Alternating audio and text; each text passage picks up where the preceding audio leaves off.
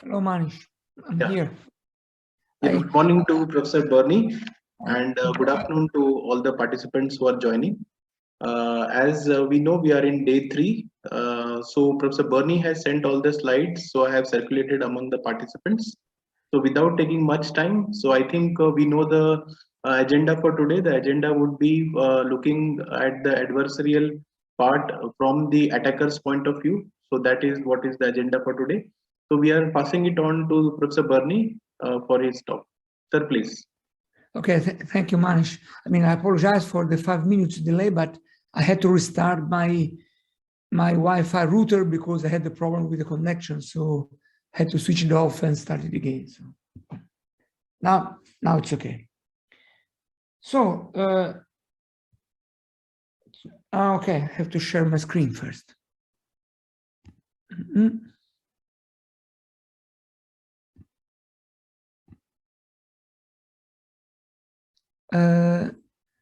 Are you already sharing your screen, perhaps? Because I'm not able to do it. I have enabled. Okay, now it goes. Okay, yeah, sure. Yeah. Sorry. Can you see it? Yes, we are able to see. Okay, good. So, welcome everybody. I hope you have digested all the math I introduced to you yesterday. Now I promise you that today I will have less math. A little bit of math, something interesting is also today, but it will be absolutely less heavy today. Now, so look at here, what you have to do. Just to put what I'll do today in the correct framework. I already gave you the general introduction to adversarial signal processing and introduced this very general theoretical framework to study adversarial signal processing and in particular binary detection in the presence of an adversary. I did so by using tools from game theory and tools from information theory and also from statistics or statistical signal processing.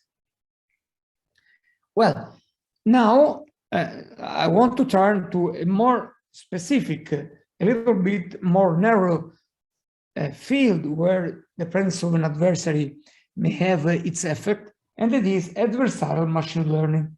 Nowadays, machine learning, and in particular deep learning, is replacing most model-based techniques. So studying the presence of an adversary in an adversarial, in a machine learning framework is particularly interesting. I have also to say that applying the general theory as is to this field is quite difficult. So I will use today, tomorrow, and the day after tomorrow, a more practical oriented approach. So you can keep the general ideas that I gave you until yesterday in the back, so to give you the general view of the field, but these days I will not apply it very much. I will resort to game theory here and then, especially tomorrow, but for the moment, I mean, I will adopt a more bottom-up view rather than this general top-down approach that I used yesterday. Linking the two perspectives is not so obvious. I'm still working on it. And I think that bridging the gap between the theory and the practice can be very useful. But for the moment, there is still a big gap between the two. So you may find some of the things that we'll say today and tomorrow to be a little bit unrelated to what I've done so far. But this is not, at least from the general perspective. So today I will focus on adversarial machine learning in particular. And this is the topic. So again, let me introduce it. So I will give another introduction and motivation that are specific to the machine learning field. So we all know that deep learning or machine learning, or as it is usually said, artificial intelligence, even if artificial intelligence goes beyond machine learning, nevertheless, the application of deep learning techniques to security application is increasing every day. So nowadays, researchers are developing tools based on deep learning for malware detection, multimedia forensics. You know, this is the main target of these talks. And then also biometrics, traffic analysis, tag analysis, intrusion detection, denial of service detection, data mining for intelligence and homeland security applications, cyber physical security, and many, many others. So we can say that deep learning, and in all this area, we are using deep learning or machine learning for security. Nevertheless, when we have security-oriented applications, we cannot ignore the presence of an adversary. Otherwise, this wouldn't be security at all. So we have not only to consider deep learning for security, but we must investigate the security of deep learning. Because otherwise, you're using deep learning for security applications, and rather than doing something better, you are introducing a new security breach into the system if these deep learning tools that you're using are not secure themselves. Good. But I have to say that at the beginning, nobody cared about this. The security of deep learning was not a concern until this paper came out. This is a very famous paper by Goodfellow in 1913, so about 10 years ago. In this paper, these authors have shown how easy it is to fool a deep learning system, even the most effective and the most robust one. So if the security of deep learning was not a concern until 8-9 years ago, after this paper, everything changed, because we discovered that deep learning systems are, in principle, vulnerable against attacks. And there are many striking examples of that. The adversarial examples is the most famous case. So here, this one very famous picture, you have seen this for sure. And the idea is that if you have an image, representing a car, you can add some small noise to it and have another image of the same car where you can barely notice the difference. You see, there is some noise around. This is the original car. Everything is smooth here, for instance, in this area.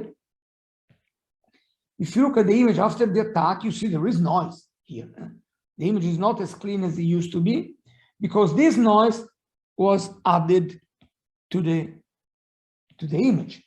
Of course, this is a magnified version of the noise. The noise is not so strong. The noise is barely visible. Here, I have magnified it only to show that it is noise-like looking. There is no structure inside it, just a little bit.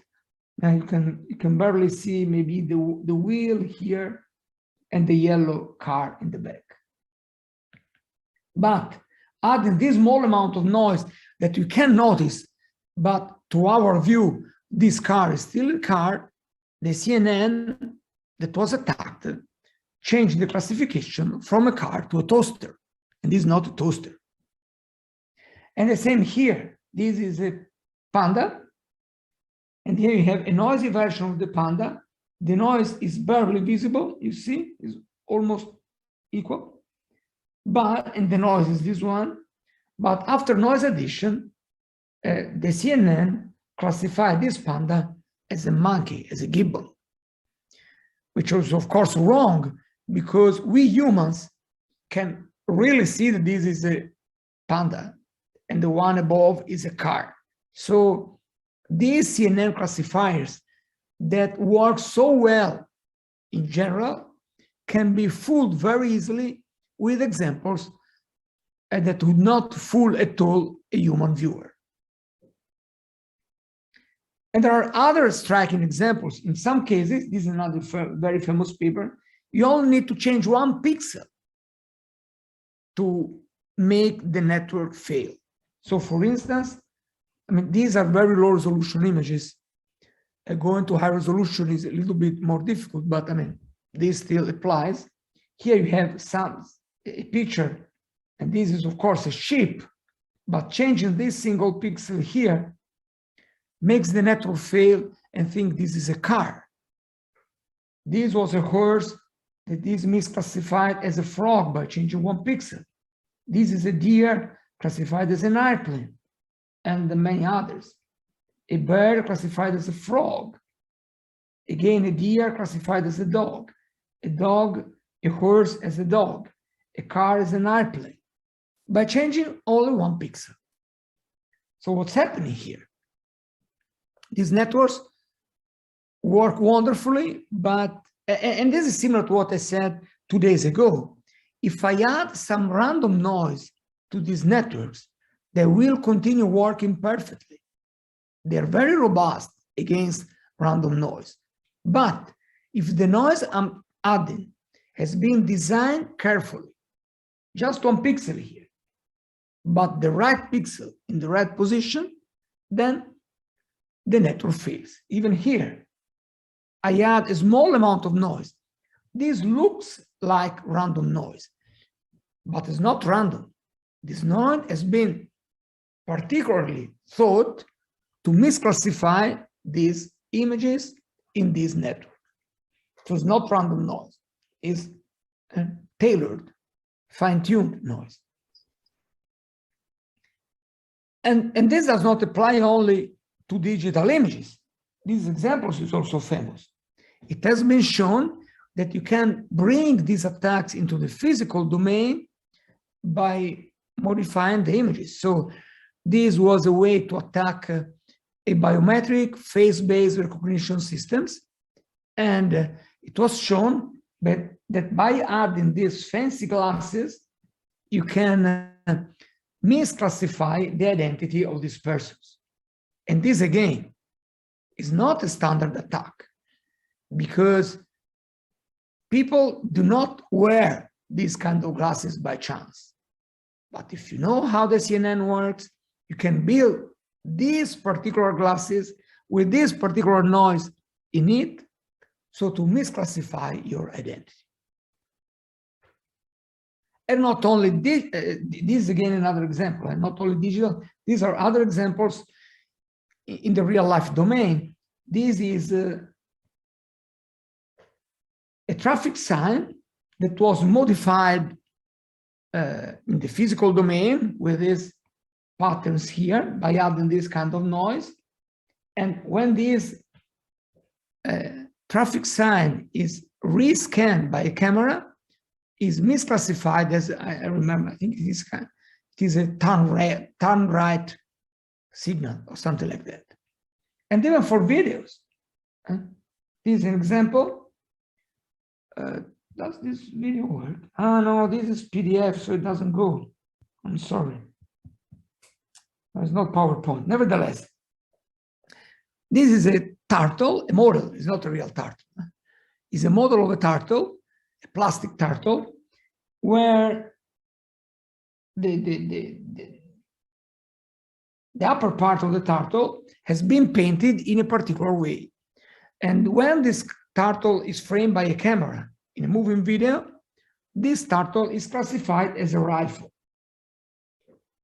This is not a rifle, it's a turtle. But these attacks can also be applied in the physical domain. Good. So the existence of these attacks already focused the attention of researchers on the security of DNN and CNN networks. Well, I can say that these initial concerns turned into panic, really. 3 years later, so in 1916, when this other group wow, have shown a property of these attacks called transferability of adversarial examples. With these examples I've shown before, you need to have a network. You need to have access to this network. You should be able to query it as many times you want, and then you can tailor a particular noise to fool this network. But you could still say that, well, I mean, this is a very theoretical attack, because in practice, the attacker may not have access to my network. I only need to keep my network secret to make the attack fail. Well, this is not the case, because in this other very popular paper, Goodfellow, Paperno, and McDaniel show that these attacks often are transferable. You can attack one model, one network, and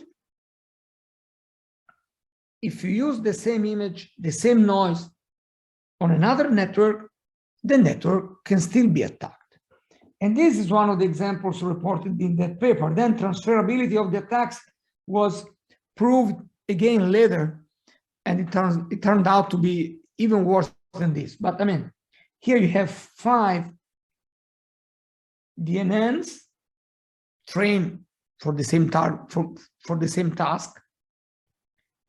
And then what you do here, you compute your attack of one of these networks and see if the same attack works on other networks.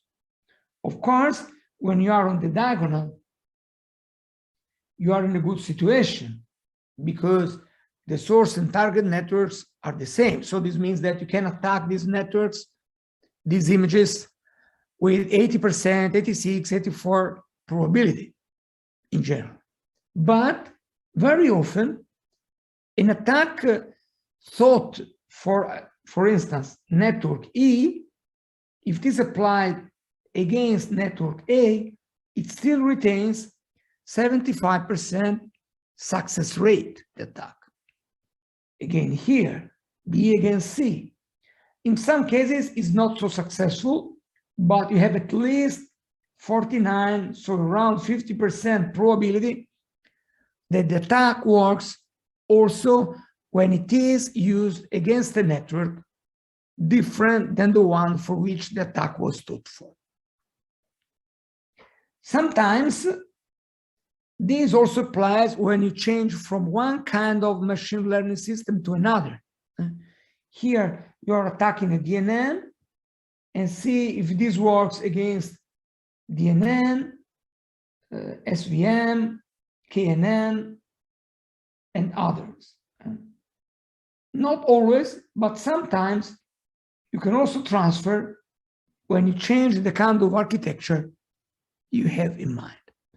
But this is less important because we are interested in deep learning mainly. And if you stay in deep learning, the transferability may be a problem. So I can say that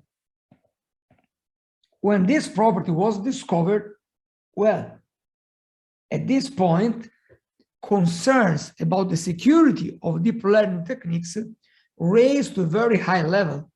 And in the last 10 years, there have been tons of papers published on this topic. Many researchers started thinking why DNNs are so vulnerable to attacks and how we can robustify or make them more secure. Good. Yet, the security of machine learning is not a recent history. If you have been following this field for a while, you should know that already in 2004, 2010, 2005, and then in 2010, people have been studying the security of machine learning, not just deep learning.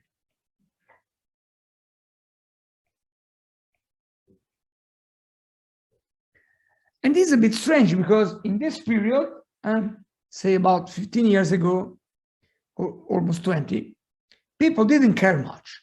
There were these papers saying that, machine learning could not be so secure, but people didn't care much. So why now everybody is caring about deep learning security? What's special with deep learning that makes these adversarial examples so threatful in this field? Well, something is surely related to the popularity of deep learning. Deep learning is so popular, is spreading so fast, and in all aspects of our society, that anything dealing with deep learning immediately gets a huge attention. Good, great.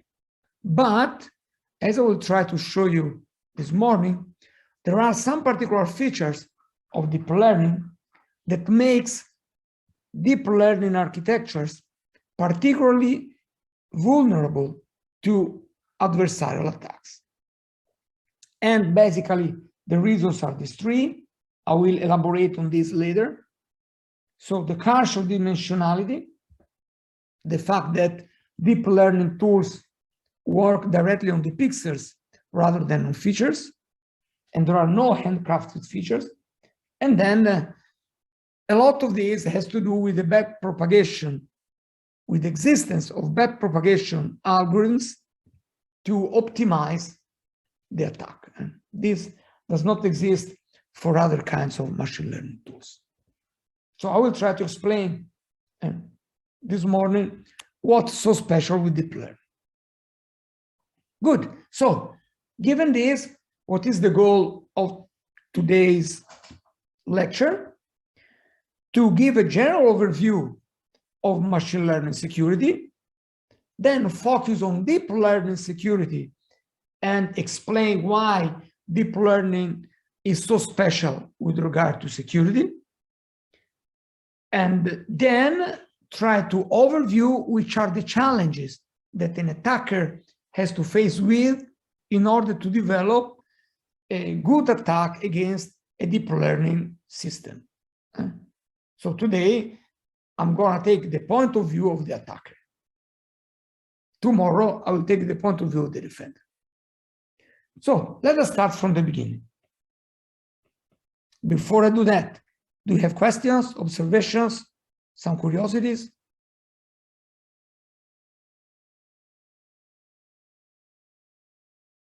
So let us go. This is a general picture of a machine learning system. And I can use this to underline which are the basic assumptions behind machine learning, something that an attacker may exploit for the attack. So how does machine learning work? You have a system that you are observing. So suppose you want to classify images. So this observed system will have some intra-class variability. Not all dogs are equal. And some inter-class variability. Dogs are different than cats. Then what you do is that you acquire some images or some samples, and then you add also some measurement noise. So you have two kinds of noise: natural, intra and interclass randomness, and measurement noise that is introduced at test time. Now what you do? In standard machine learning, in classical machine learning,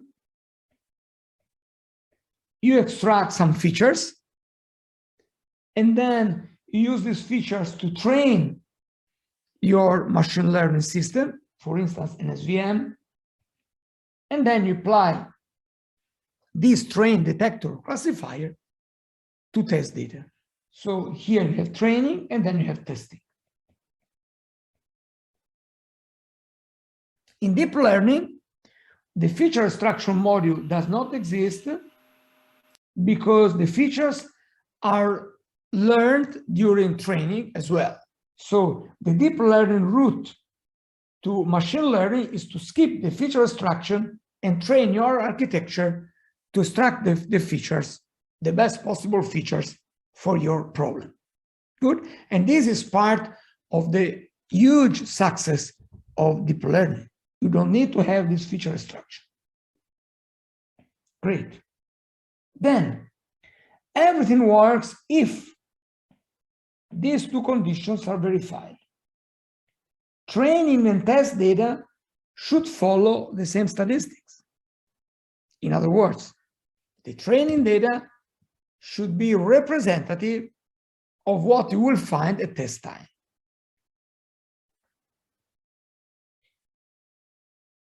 In addition, the stochastic noise that is introduced during acquisition should be independent of the machine learning tools. So the system introduces a noise that is not depending on the tools that they're using. These are the two basic assumptions behind any machine learning system. And if these are not satisfied, your system may fail. Always remember this. Good? Great. What does happen when you have a malicious setting, when you have an attacker? What happens is that these two assumptions do not hold anymore. Why? Because the attacker can observe the system. He knows the features, if there are features. If there aren't, we don't need.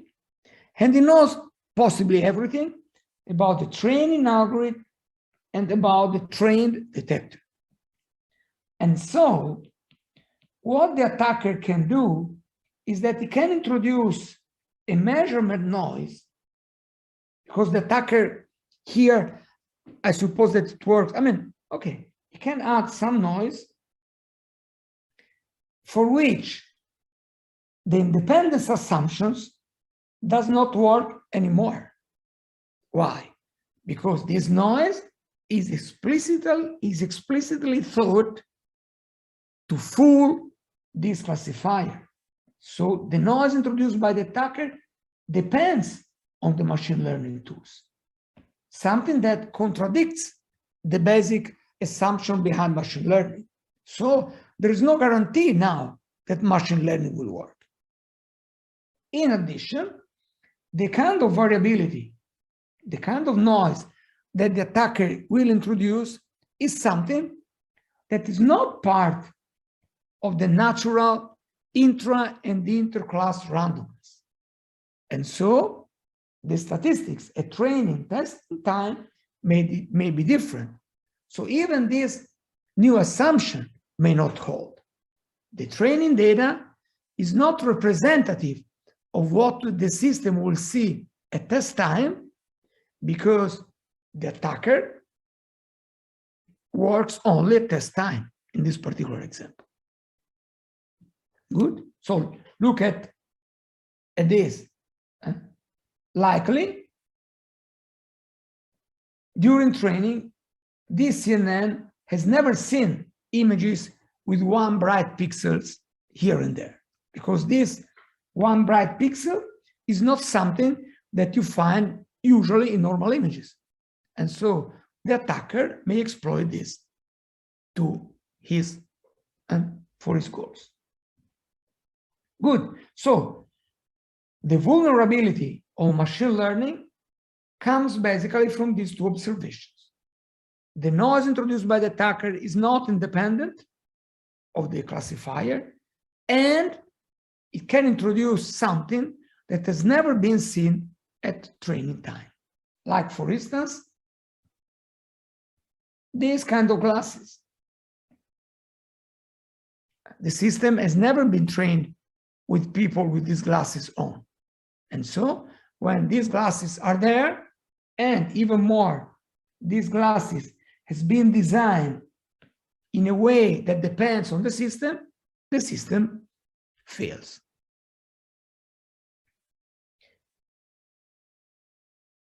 Okay, so let me, before I dig a little bit more into this, let me show now some examples, generic, of how the attacker may exploit these two bugs, these two problems, and to fool a classifier.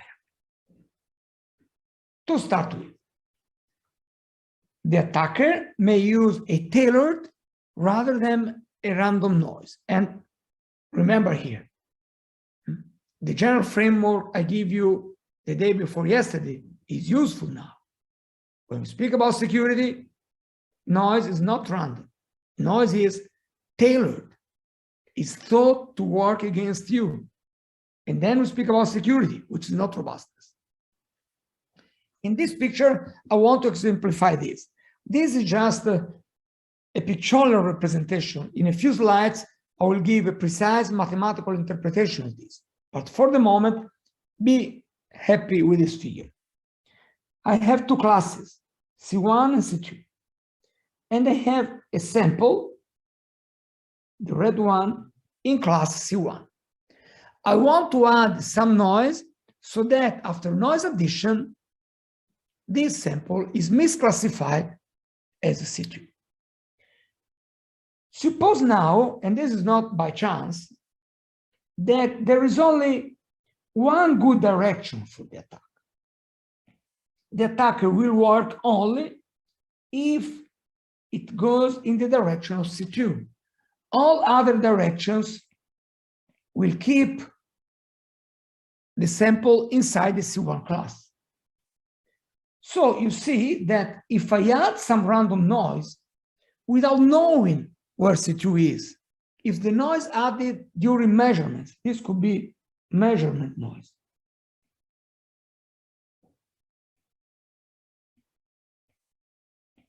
Or this could be intra-class variability. This kind of stochastic noise is random, doesn't care about C2. So it can go in any direction with the same probability. And so the chance that your noise goes exactly in the direction of C2, this probability is very small. So it is very unlikely that random noise addition will bring the sample from C1 in C2. But if you are an attacker and you know exactly the boundary of your and you know exactly the boundary of your detection region,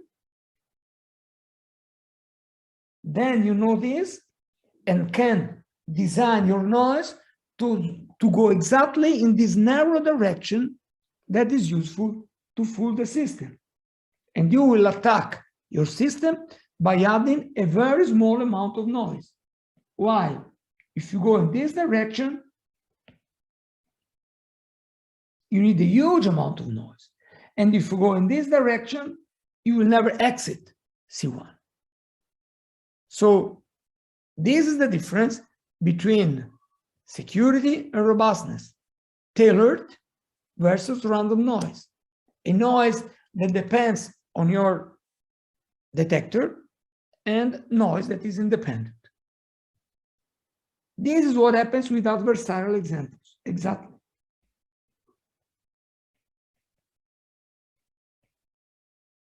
Then you may exploit the fact, as an attacker, that your training data cannot cover the entire space of images.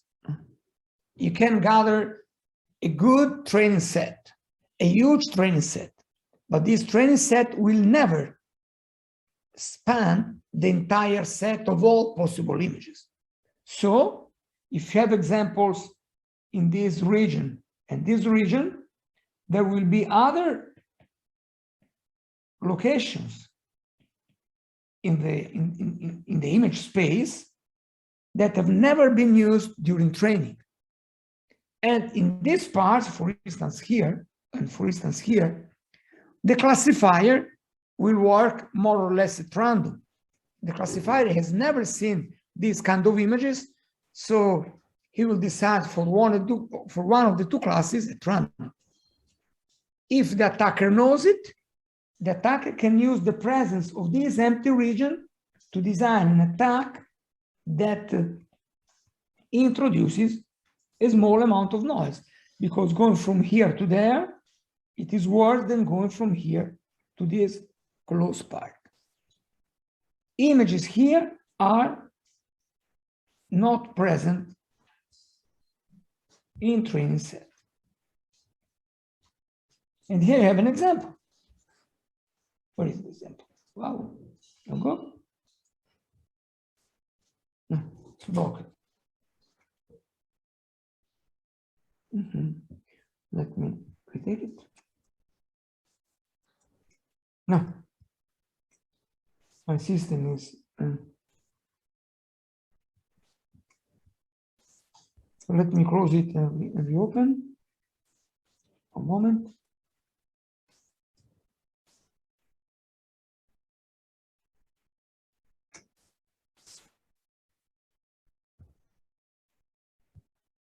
Okay, now it goes.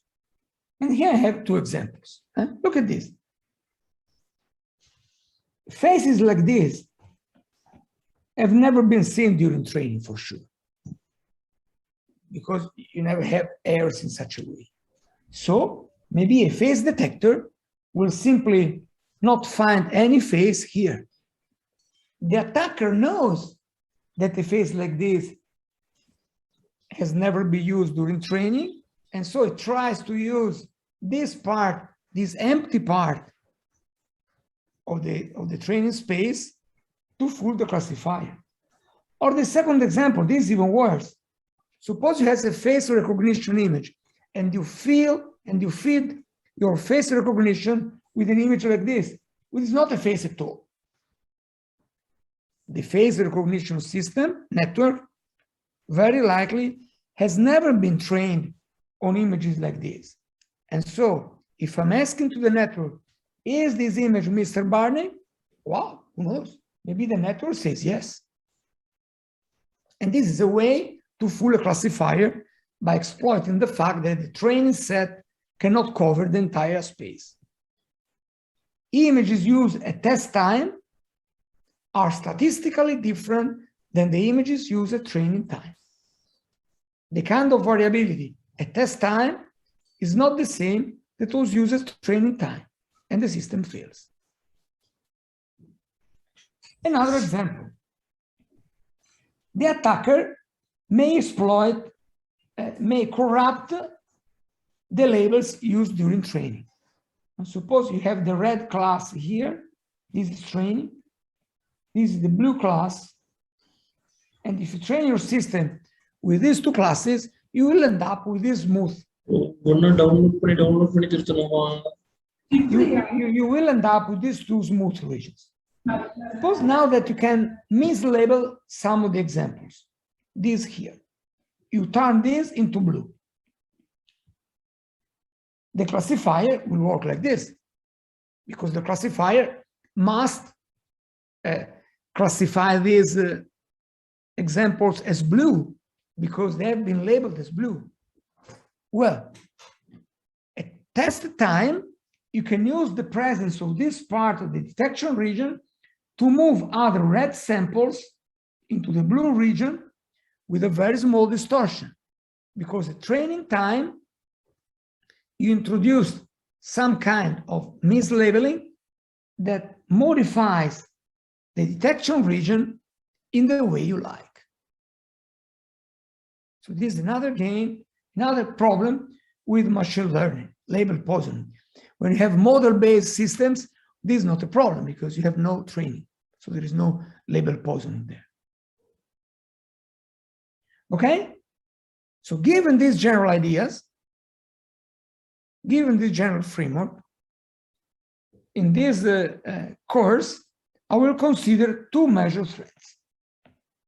One is adversarial examples. They are very famous.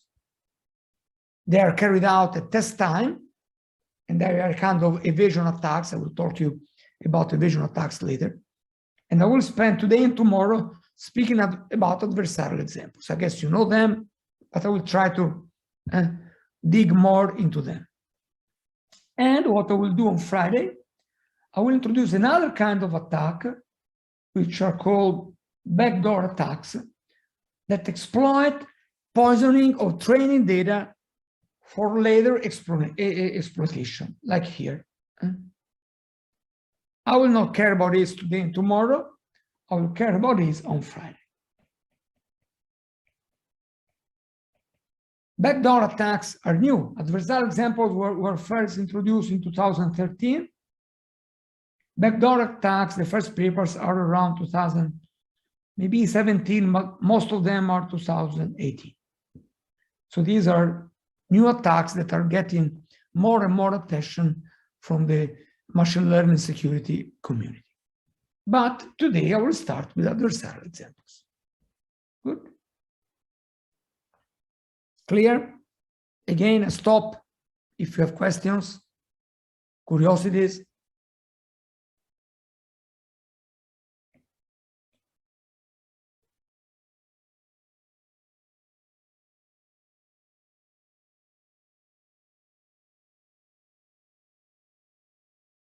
Good. A little bit of taxonomy so that we know what we're talking about. In my talk, I will focus on classifiers. You know that DNNs are not used only for classification. They're used for other things. You can have image transfer, you can have denoising, you can have compression, you have autoencoders, you have inference. I mean, this is too much. I will focus only on classifiers. But these other architectures can also be attacked. When you have a multiple class classifier, you can distinguish between targeted and non-targeted attacks. In a targeted attack, you have, I don't know, a car, and you want this to be misclassified as an airplane, not as a bicycle. So the target class of the attack is fixed. These attacks are more difficult, and you can have also non-targeted attacks. In a non-targeted attack, you simply want that the network misclassifies the input. So you have a car, and the goal of the attack is that this car is classified as anything but a car. Of course, non-targeted attacks are easier. Very often, I said this yesterday, in security applications, we care about two-class classifiers, that is, binary classifiers, detectors. In this case, the attacks, I mean, in this case, we don't care about targeted and non-targeted because we have only two classes. And the name of the attacks get a very precise meaning. So in a binary classifier, you have two hypotheses or two classes, call them as you want. These are two hypotheses, or this could be two classes, where usually class 0 is a kind of normal status.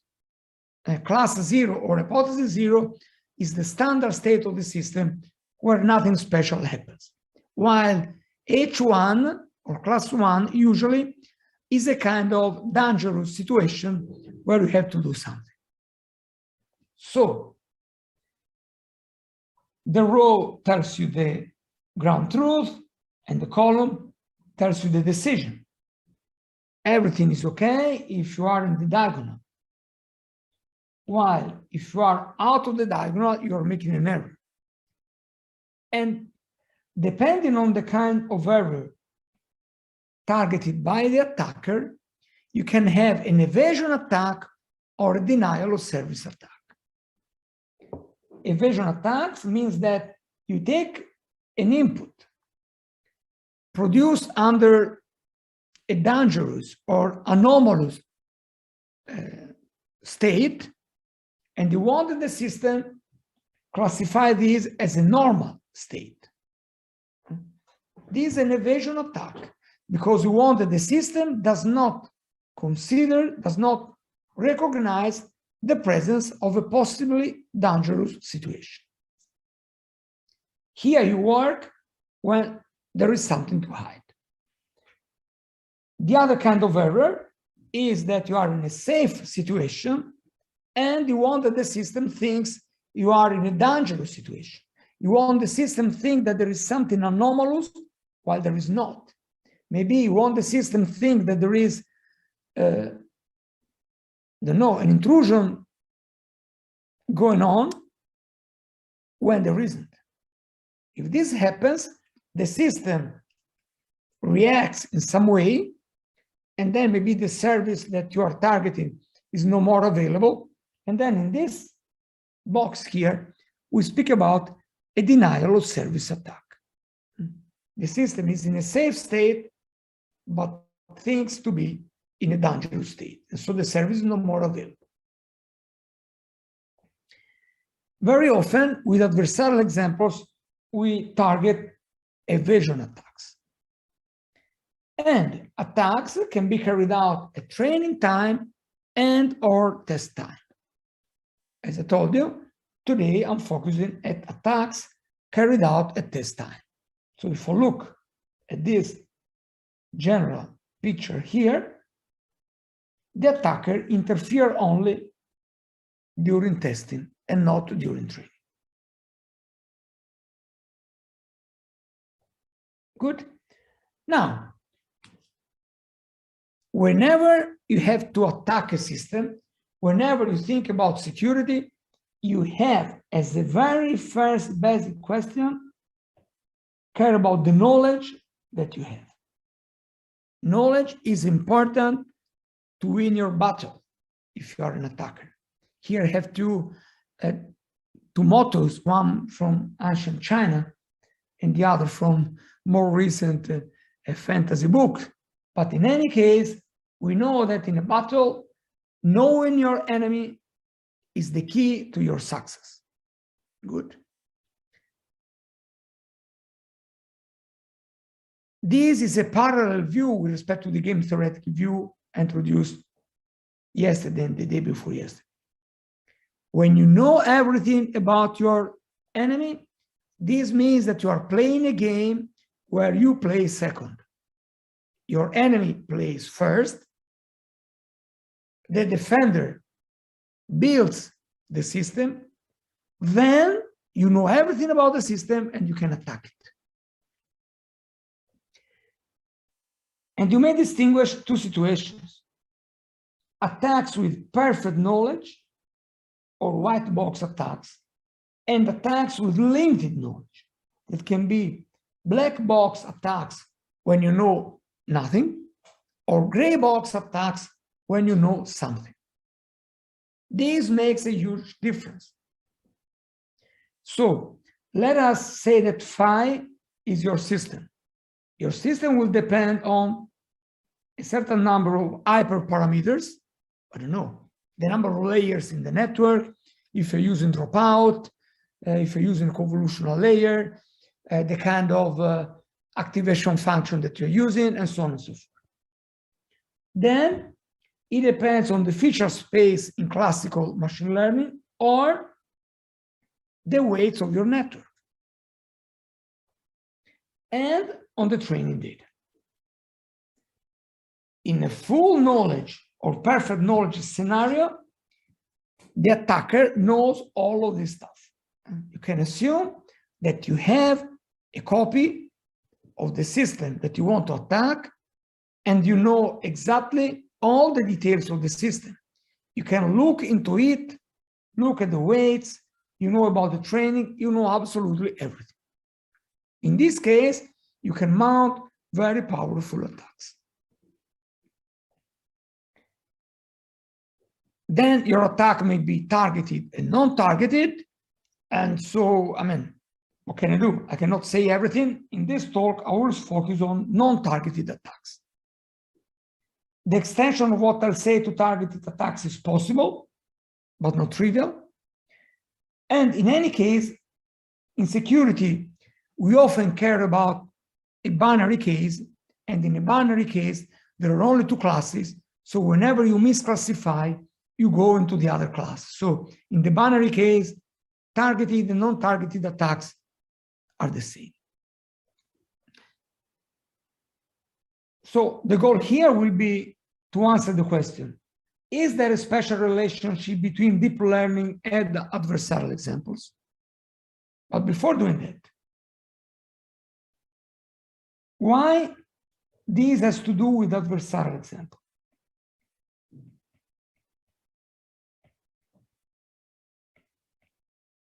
Because in the first instance, in the original Goodfellow paper and many other papers, adversarial attacks work in a perfect knowledge setting. We'll see this. The way adversarial examples are built assume that you know absolutely everything about your system. So all the attacks that I've shown at the beginning, I'm going back very fast. These attacks, and these attacks have all been carried out under a full knowledge scenario. You know everything, you have the system in your hands, and you can modify it as much as you want. So the attacker works in the best possible situation. So given this, are adversarial attacks easy to build? Why they are particularly easy to build in the deep learning case? I have my explanation that relies on many papers, and I will try to convey to you this explanation I have. Before I go, questions? I want to go slowly today. No questions? If I understand well the program of this course, in the next days, during the practical lectures, you will learn how to use adversarial examples to attack a classification system. Now, why? We know from papers that under a full knowledge setting, adversarial examples are easy to build and very effective. And I remind you, adversarial examples are evasion attacks working at test time. I care about non-targeted attacks in a full knowledge setting. Why are they so effective? There are many explanations around, and I will go through them, starting from the simpler, moving to the more complicated ones. The first explanation about the effectiveness of adversarial examples has been given by Goodfellow and the same researchers that discovered adversarial examples first. And they call this the linear explanation. So let me go through it. There is some math here, but nothing with respect to yesterday. Suppose your system works as follows. You have a network, phi, or any function, phi. This is not a network. You have a function phi and a threshold t. Your final decision is made by thresholding the soft value produced by phi with a threshold t. And this is what happens in neural networks. You have the output nodes, you threshold them with a certain threshold t. You can do this with the softmax layer if you want to bring the threshold to 0.5. And then you decide for one class or the other according to whether phi x is larger or smaller than the threshold. In the linear explanation, we assume that phi is linear. So no network here for the moment. Phi is simply a linear combination of the inputs xi's, and the linear combination is by means of a vector of weights w equal to w1, w2, wn. Good? You carried out this linear combination and then you threshold it. Suppose that your sample X belongs to class 0. And class 0 is when phi X is smaller than a threshold. So if your sample X0 is in class 0, it means that phi of X0 is smaller than the threshold. So suppose your phi 0 is T minus delta. Good? The goal of the attack will modify X0 into X prime, which is equal to X0 plus a perturbation Z, so that phi X0 is larger than T. This is what we want to do. We want to find the Z so that this is larger than T. Good. Now, how can we do it? We want to do this with not a big distortion, because we cannot change X0 too much. We want that the attacked images are similar to the original ones. So we assume that the perturbation you want to introduce is MSE bounded. So the mean square error you are introducing is bounded. And so what?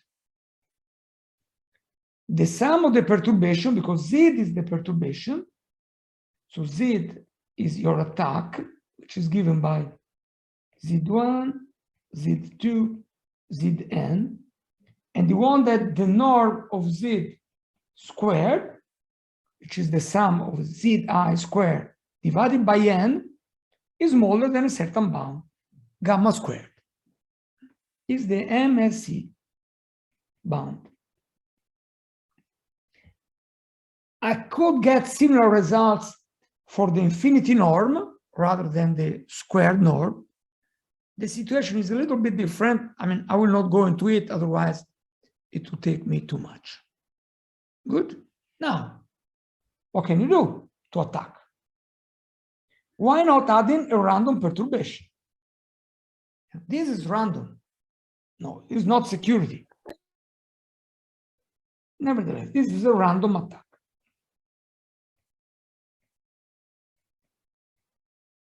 Good. So I generate my Z as a normal Gaussian distribution, zero mean unit variance, and a multiplying parameter gamma. In this way, the MSE bound is verified. Why? Because what we have here, sum over I Zi squared, the expected value of this, since the Zi's are independent, will be the sum over the expected value over the Zi's, and this is sigma squared, that is equal to 1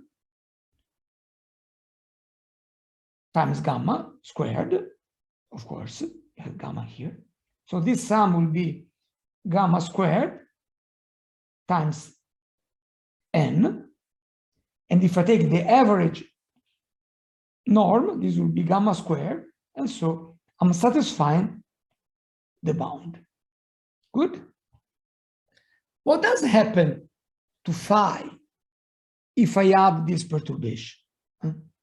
What I will get is that now phi x0 plus z will be equal to sum from 1 to n wi x0I plus sum I to n wi zi. Everything is linear now. How much is the expected value of phi x0 plus z? it will be the expected value of the first term, this, which is equal to the expected value of phi x0. So phi x0, there's no randomness here, plus the expected value of the noise part. Everything is linear, noise independent. Noise is independent of W, important. This will be sum over I, W is constant, E, Z I. This mean is 0, so this is 0. And here you have the result. After noise addition, the expected value of the output will still be the same. So on the average, added noise will not change anything, because this will be T minus delta again. On the average, your noise doesn't do anything. Still, your noise has a variance, and you're already seeing that the variance, no, we can compute the variance. I can compute the variance of noise.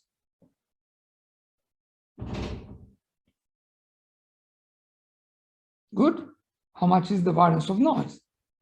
This is the computation. Now, I have to compute the variance of sum 1 to n wi x0I plus sum over I wi zi. The first term is constant, so it doesn't care about the variance. So this will be the variance sum over I wi zi. The zi's are all independent, so this is the sum of the variances, and will be sum over I wi square E zi square, or variance of zi.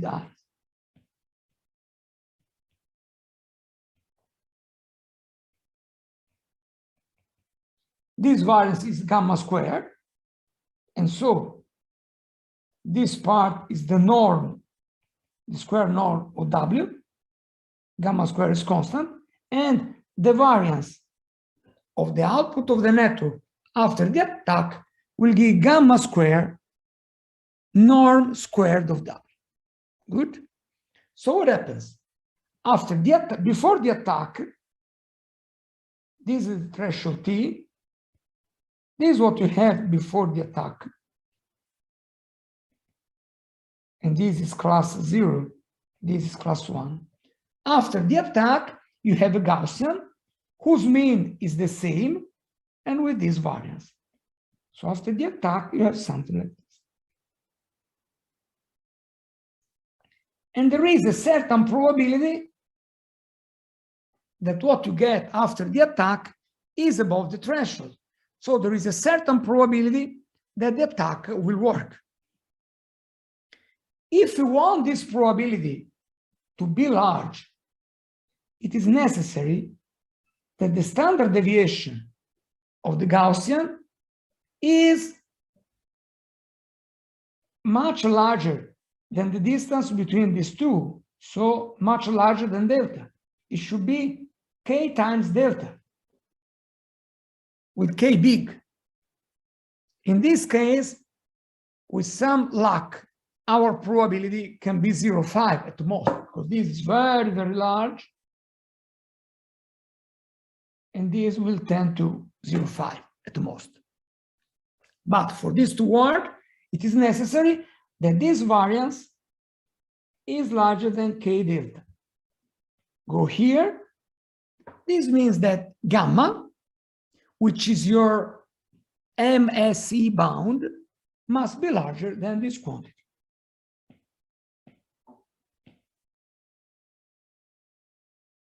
If you want that your attack, random attack, succeeds with a non-negligible probability, your gamma, that is the power of your attack, should be larger than delta, which is the distance from the threshold, and inversely proportional to the norm of the weights of your linear combination. Good? Okay. This can be a lot or can be not a lot, but this is what you have. Good?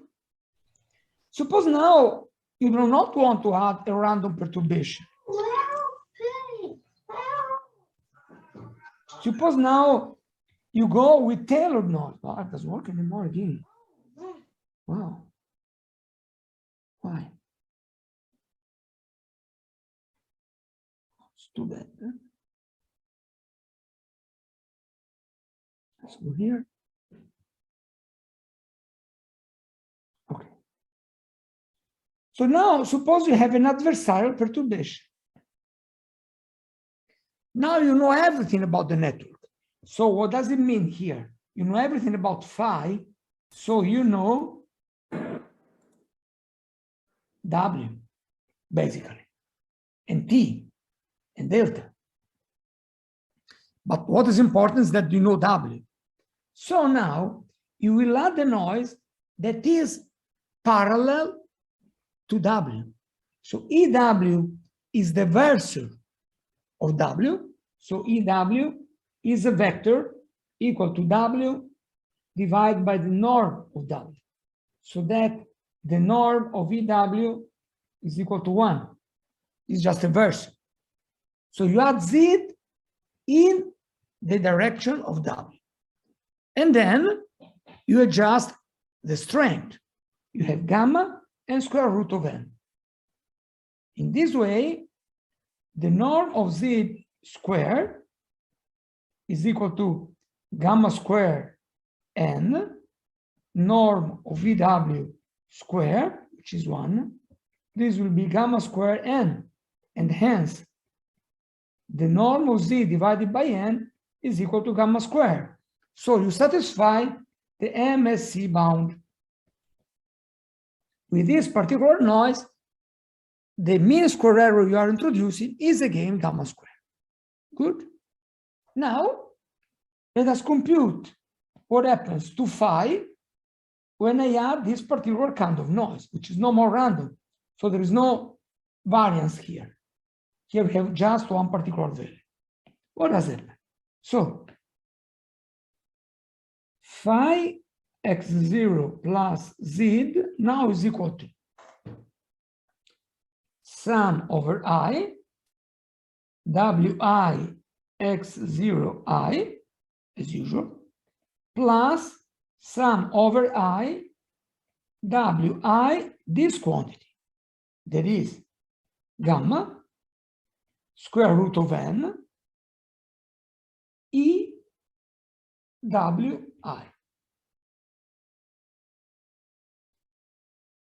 How much is this? This is exactly phi x0, while this quantity, gamma square root of n, goes out, and vi ewi divided is equal to norm of w. Why? Because this will be sum over I, wi divided norm of w, and this is norm of w. So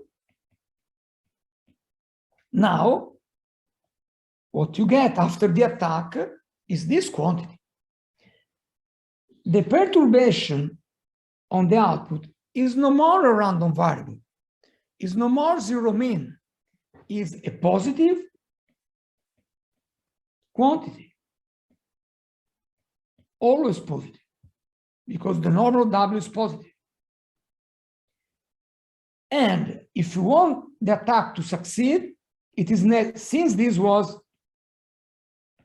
since phi 0 was T minus delta, if the attack should succeed, it must be that gamma square root of n norm of W is larger than delta.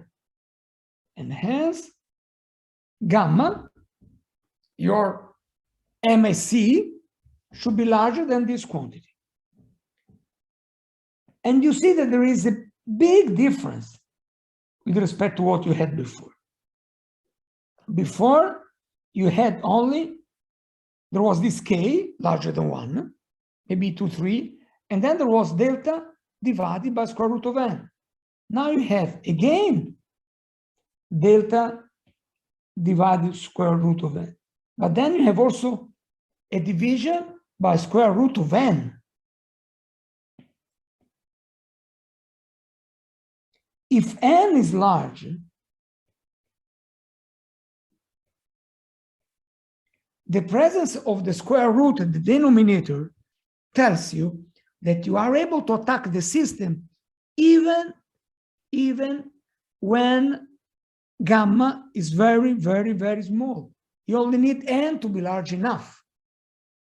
And in neural networks, n is large because n is the size of the input image. So it can be in the order of hundreds of thousands or even millions if the image is big enough. So you see that applying an adversarial perturbation rather than a random perturbation gives you a very, very big advantage, because now you're no more adding noise in a random direction, but you are adding noise in the best possible direction, that is, in a direction that is oriented as the vector W. This makes the difference between random robustness against random variability and robustness against adversarial perturbations, that is security. By the way, if some of you is familiar with spread spectrum watermarking, this is exactly the same stuff as spread spectrum watermarking. Don't care about it. So let me give a geometric interpretation of this. Since phi is linear, it means that your decision region, the boundary of the decision region, is an hyperplane, because sum vi xi equal to the threshold is an hyperplane. So the boundary of your decision region is an hyperplane. And you have a point on one side of the hyperplane. And you want to go on the other side of the detection region. And suppose you have an MSE bound. This means that your attack, your perturbation, must lie within this circle here.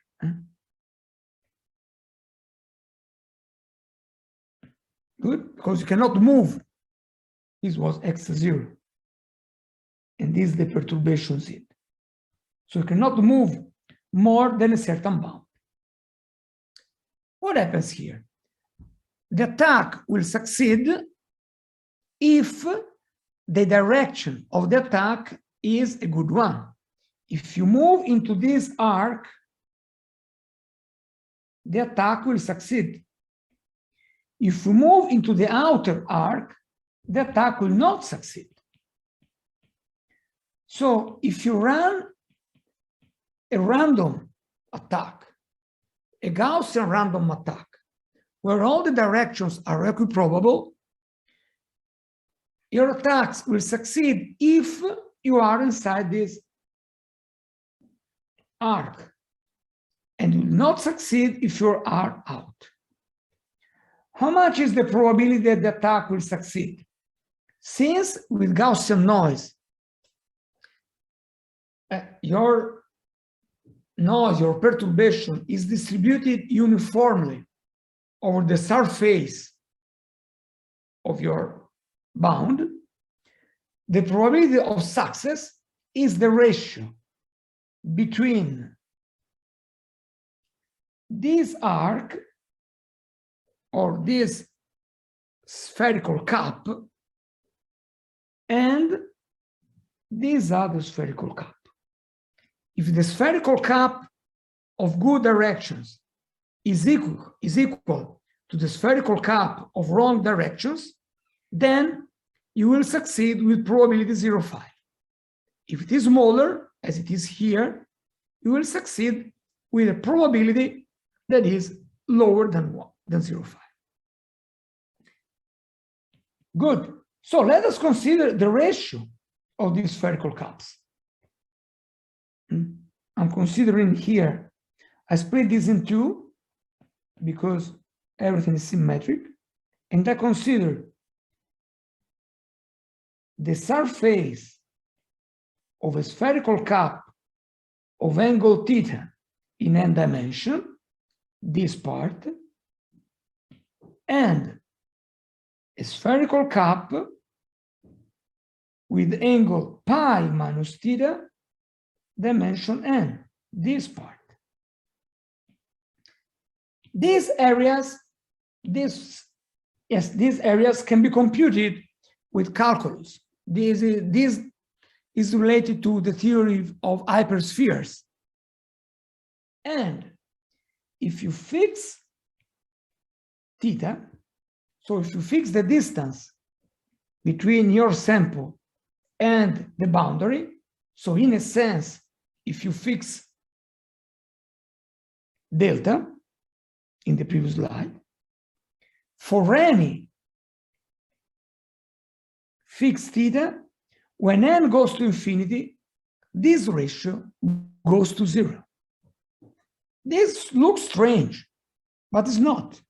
When n goes to infinity, the number of possible directions grows so much that this angle, the possible direction that leads you, that moves you into the region you want, will be smaller, relatively smaller and smaller and smaller, and this goes to 0.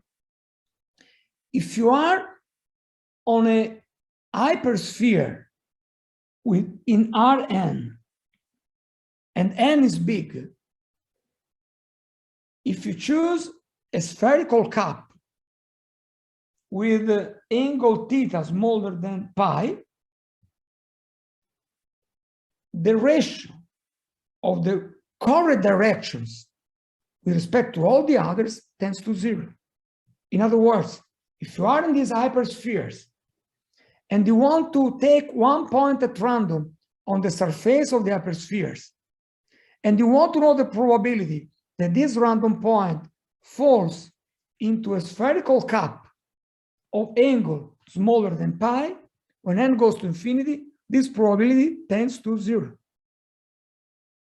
So, in very high dimensional spaces, a random attack will never work. But an adversarial attack, where you know the direction and you can go in the right direction, the attack will work. Pictorially, what's happening is exactly this. This is what's happening. There is only one very narrow direction where the attack works. But in this picture, I was using this very peaked detection region. The reality is that even if the boundary is flat, like here, due to the properties of high dimensional spaces, the regions for a good attack, the directions for a good attack will be very, very narrow. And so unless I know this direction, the attack will not succeed. And the mathematics here gives you the proof of it. This is a proof given in equations. This is a geometrical proof relying on the properties of high-dimensional hyperspheres. I think that this is one of the best possible intuition behind the effectiveness of adversarial attacks. Is this clear? I move a little step further and then we'll make a break. But is this part clear? This is very important in my view. This will give you a lot of insights about how and how adversarial attacks work. Anything to say, to ask? Yeah, I was just curious, Professor Burney, with regard to one issue. What about the role of the bias? Because we are touching variance here. So, what is the role of the bias in this case?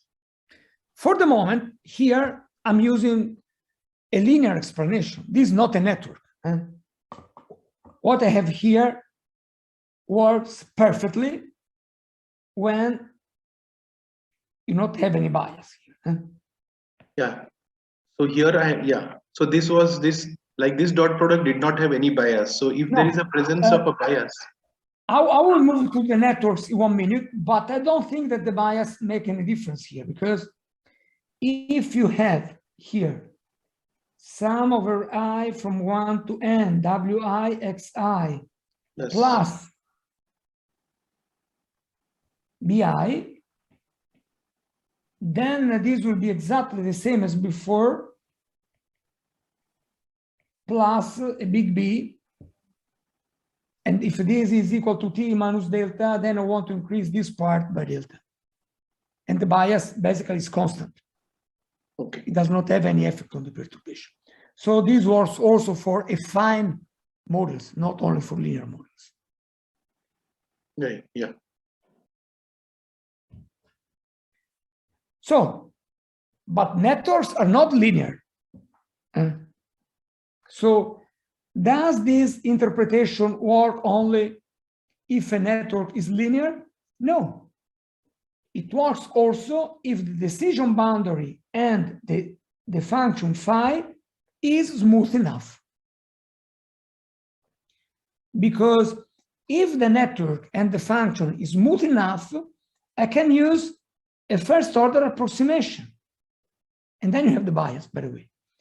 You have a first order approximation. Now your phi will be equal to a phi x0, which is what you have, plus the gradient of phi computing in x0, scalar product, the perturbation.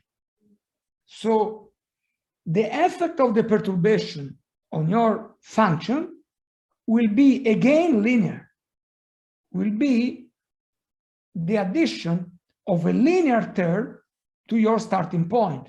And this linear term is exactly sum over y, gradient I, zi. So everything remains the same, but rather than considering the weights itself, I should consider the gradient of the function. But nothing changes.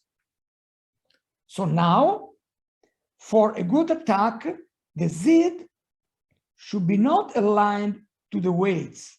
I don't care. Now, this should be aligned. This is not E of phi. This is E of gradient of phi. The z should be aligned to the gradient. And then E of phi is this. And then what happens is that now gamma must be larger than delta, square root of n, gradient, sorry, the norm of the gradient. Before I had the norm of W. But nothing changes. If I add a random term, what happens is that here we have k delta divided by gradient of phi in x0, of course, and having an aligned attack introduces this square root of n in the denominator that makes the attack effective even when gamma is very small, assuming that n is large enough. So the linear assumption still works if your detector is smooth enough. And of course, if the perturbation z is small enough, because this linear approximation works only when z is very small. This is why attack like FGSN or FGN or PGD work against adversarial examples. They're able to implement adversarial examples. Okay. So let me show this and then we make a break. If and this if I will investigate later. If you have a boundary, which now doesn't need to be linear, and you are close enough to the boundary, your boundary is approximately linear in the surrounding, because you can approximate what happens nearby here with a linear approximation. Now I have something like this. It's wrong. Something like this, for instance. If the gradient is in this direction, and then you move here, and if you know how to move, you can go out with a very small effort. And you can do this in one step. This attack works in one step. As long as z is small, the linear approximation works, and you can attack your system in one step, because if n is large, this will be small, and if this is small, z is small, and the linear approximation works. Done. The circle closes. And so your network can be attacked, because in your network, n is usually very big. Okay? How can we defend? Tomorrow. One last observation. There is this gradient at the denominator. So one possibility to increase gamma is to have a small gradient. If you are in a region where the gradient is very, very, very small, then this idea may not work much, because you need to have a big gamma, because if the gradient tends to 0, then your attack must be very strong. This is a kind of vanishing gradient problem.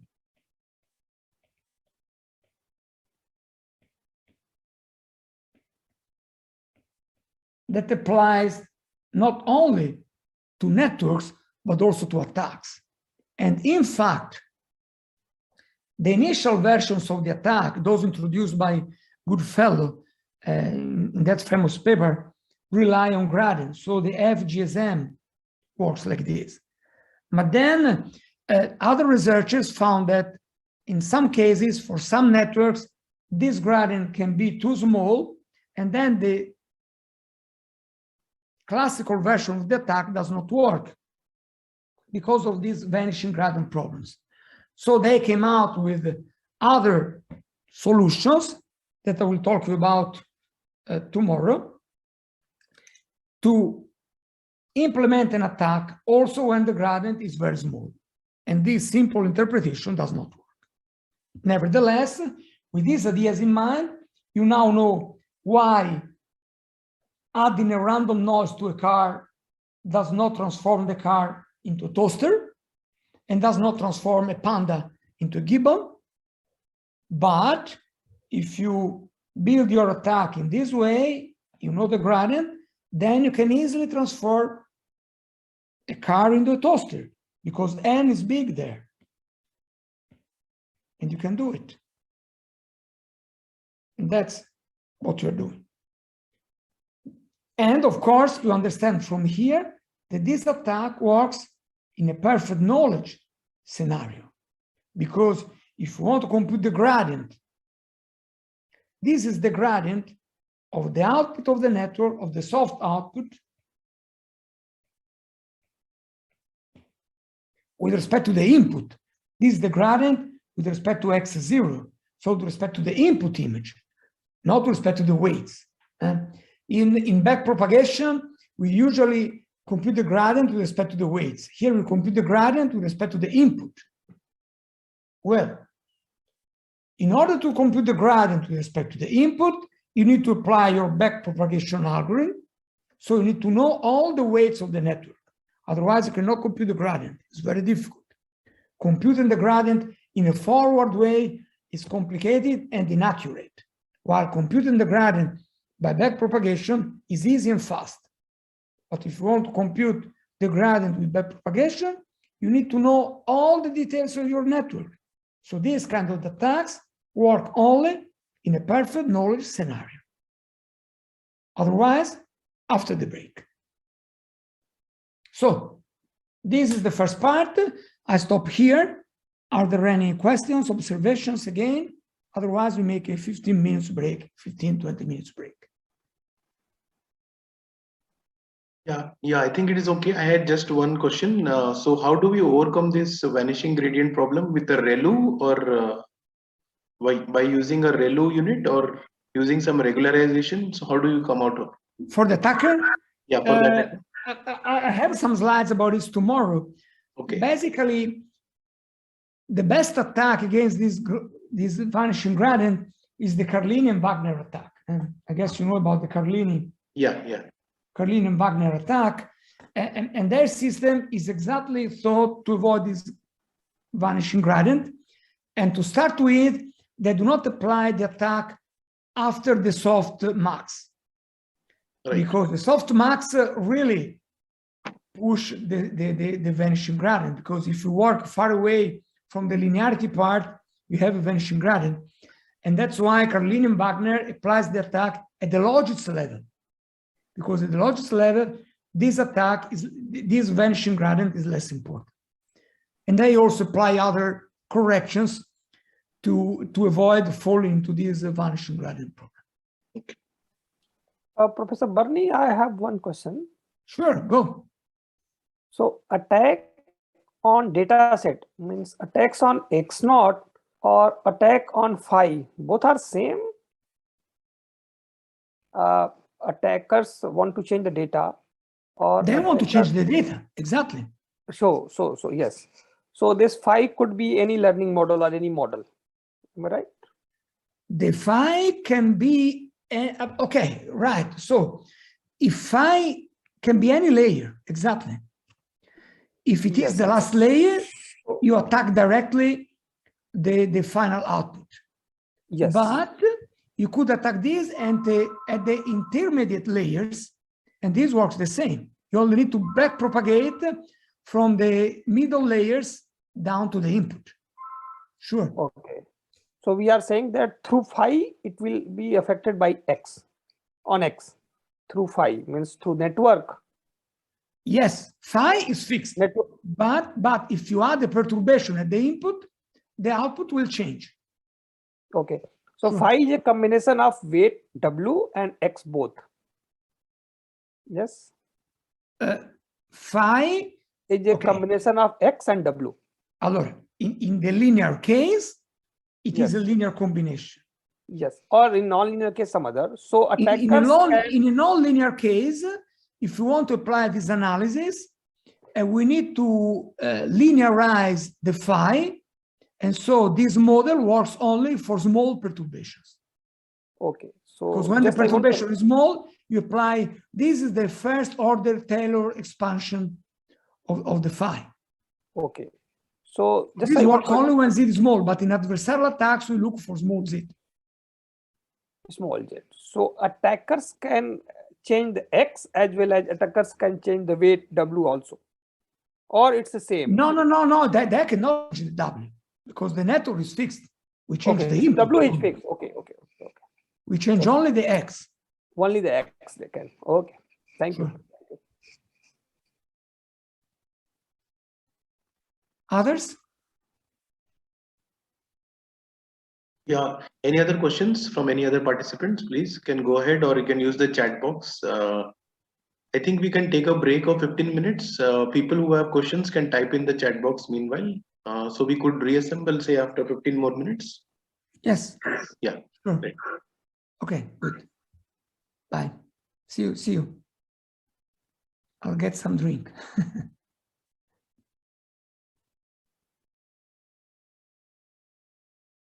Start video. Hello, I'm back. Yeah, we can start. Yes, sure. Okay, I have to unlock my screen. Done. Okay, are you ready? We can go? Yeah, it's visible. We are ready. Okay, good. So, okay. we'll go even one step further, because what I'll say now is a little bit more research oriented. So, I mean, what I've done so far is very fixed, standard, everybody knows it. The next step is a little bit more advanced, but it's very interesting, and it could give some very interesting ideas for research. And so far, you are able to explain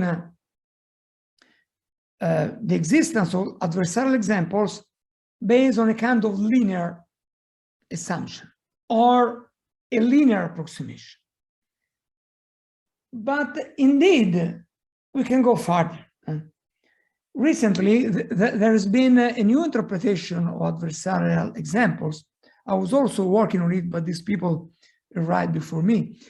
And that explain the possible presence of adversarial examples even when the system is not nearly linear, is any absolute possible classifier.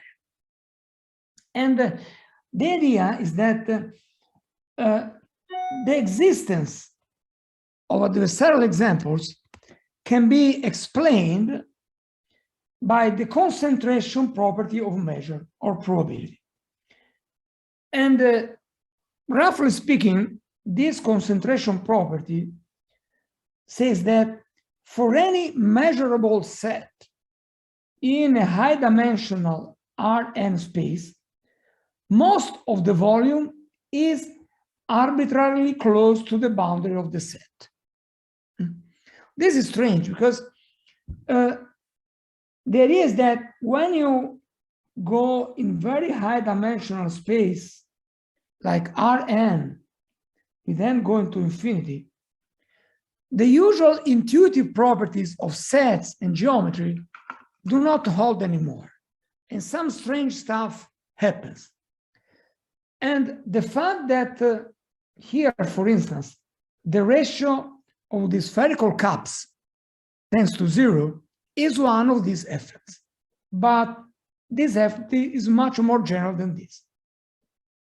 So I will try to explain and to convince you that this works in the case of hyperspheres, and then I will point you to a paper explaining this for other kinds of sets. So let us consider a hypersphere of radius r. Good. We focus on some geometric properties of hyperspheres. This is the hypersphere, radius r, whose volume is this one. And this is simple calculus. You can find this in textbooks. And the volume of an hypersphere of radius r is this formula. It depends. It increases exponentially with r in n, but it's also divided by the gamma function. The gamma function, you can think about a factorial. The gamma function is the continuous extension of the factorial function. Good. This was the first observation. Second observation, let us consider the surface of a sphere. Now, don't consider anymore the sphere, but I consider not the volume, but I consider the surface of a sphere. Again, we have this formula, and the surface of an hypersphere of radius n r is written here. Good. As you can imagine, you see that now the radius, the power is n minus 1 because hyperspheres live in a lower dimensional space. Everything is similar, but there is gamma n over 2 instead of gamma n over 2 plus 1. And in fact, it can be proven that there is this very interesting relationship between the volume of an hypersphere of radius r and the surface of the same hypersphere of radius 1, or radius r. And the relation is the following. The volume is equal to the surface multiplied by r, because we need to increase the dimension from a surface to a volume, and very important, divided by n. when n increases, if r is fixed, the volume is much smaller than the surface as a number. This rule can be proven from these two expressions, very easy, and in general can verify that this works when n is equal to 3 and n is equal to 2. If you take a three-dimensional sphere, the volume is 4,3 pi r cube, but the surface of an hypersphere of a sphere is 4 pi r square, and the ratio volume divided by s is equal to 3 r, exactly as here. Divided by r, sorry. Volume divided space is r divided by 3. Sorry, is this r divided by n, which in this case is 3. I mean, it's just a curiosity, don't care. This is one property of n-dimensional hyperspheres. Good? Great. What is important? I draw your attention to this n at the denominator.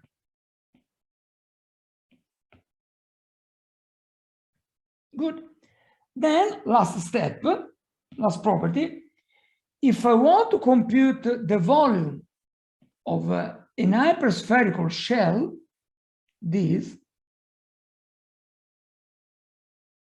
so I take my hypersphere and I increase it by a thick layer epsilon, then the volume, if epsilon is very small, if it's infinitesimal, the volume of the shell is the surface, this epsilon should not be here, the surface times epsilon. And this is trivial because it is the surface, epsilon is small, everything is linearizable, and then you obtain this. Good?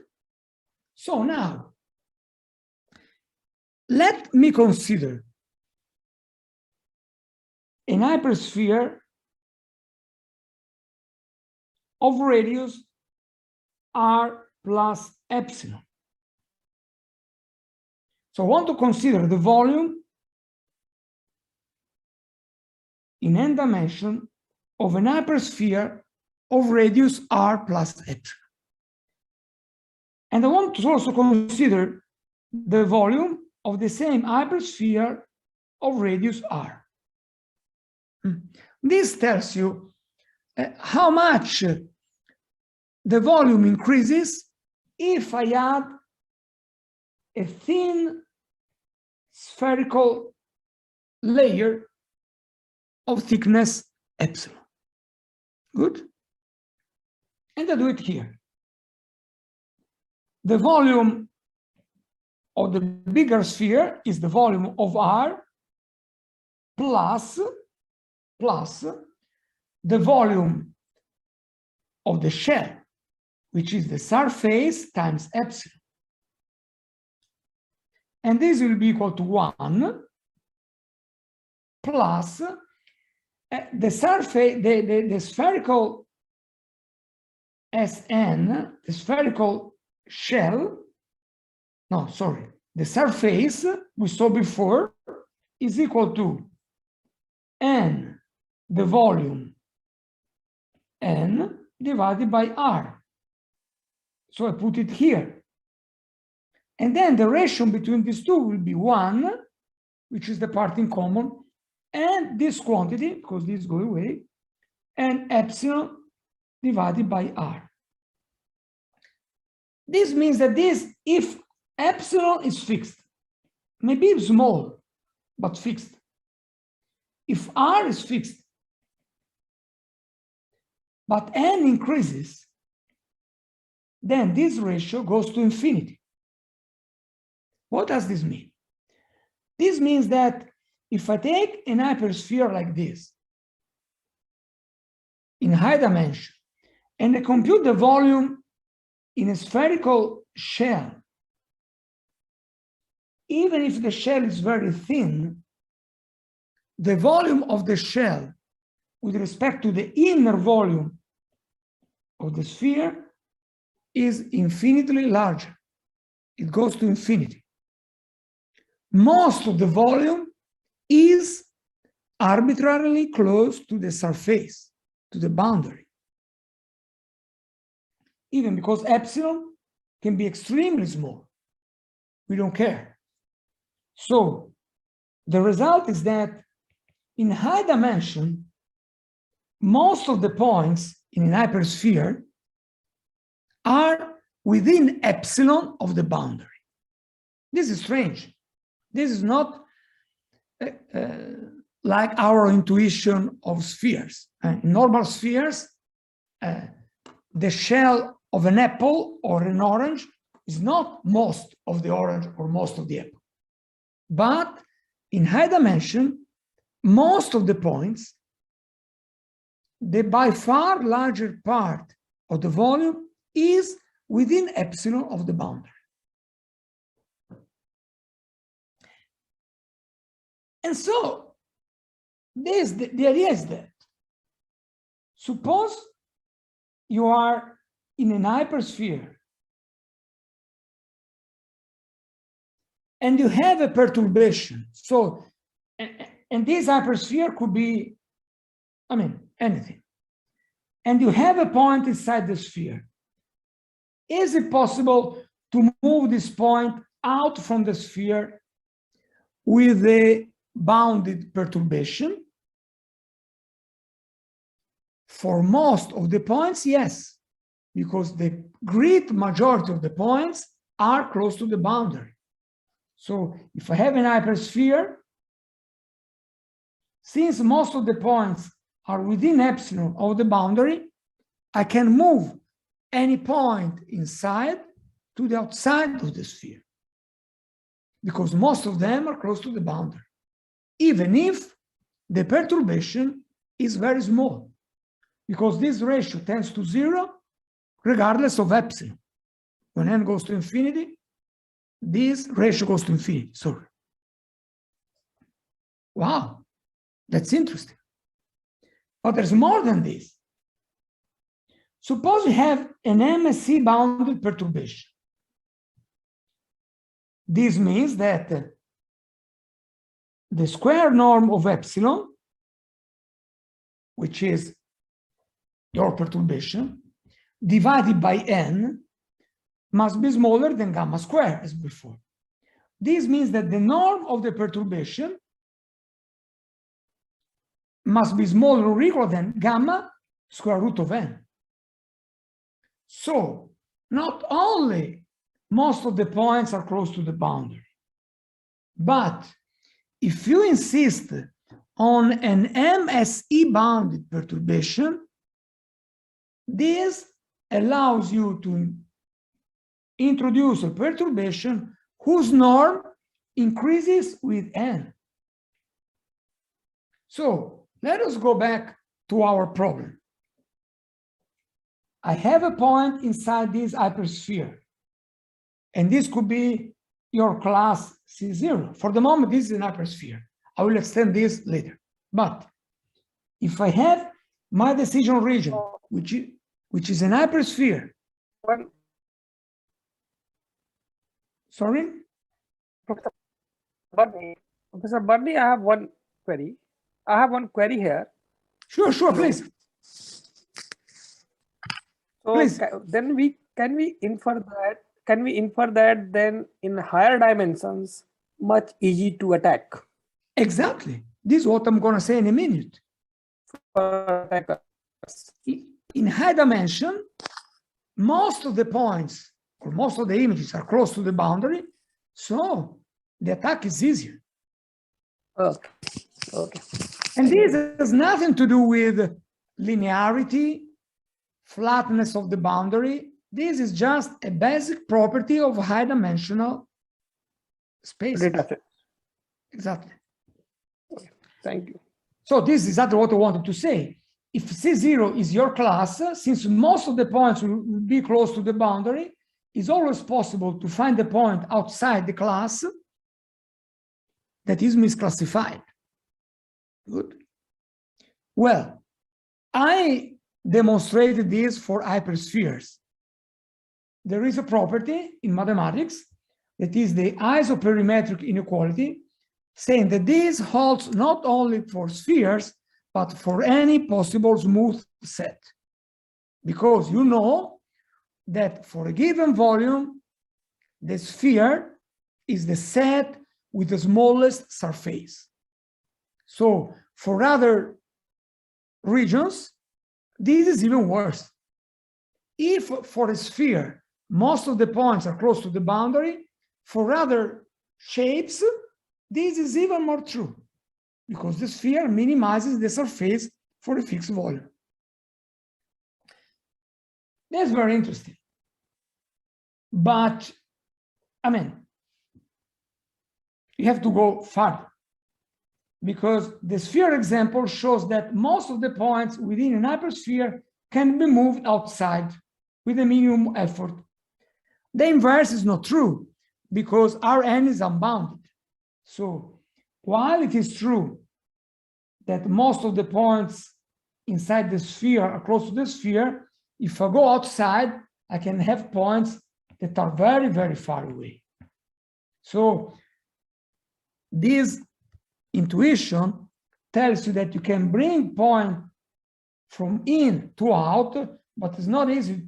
It's not necessarily easy to move a point from out to in if the space is unbounded. But images are not unbounded. The images that are input to a neural network have a bound. They live in a hypercube, because you mean that the pixels of an image at the input of the network stays between 0 and 1, or if you go to the digital domain, from 0 and 255.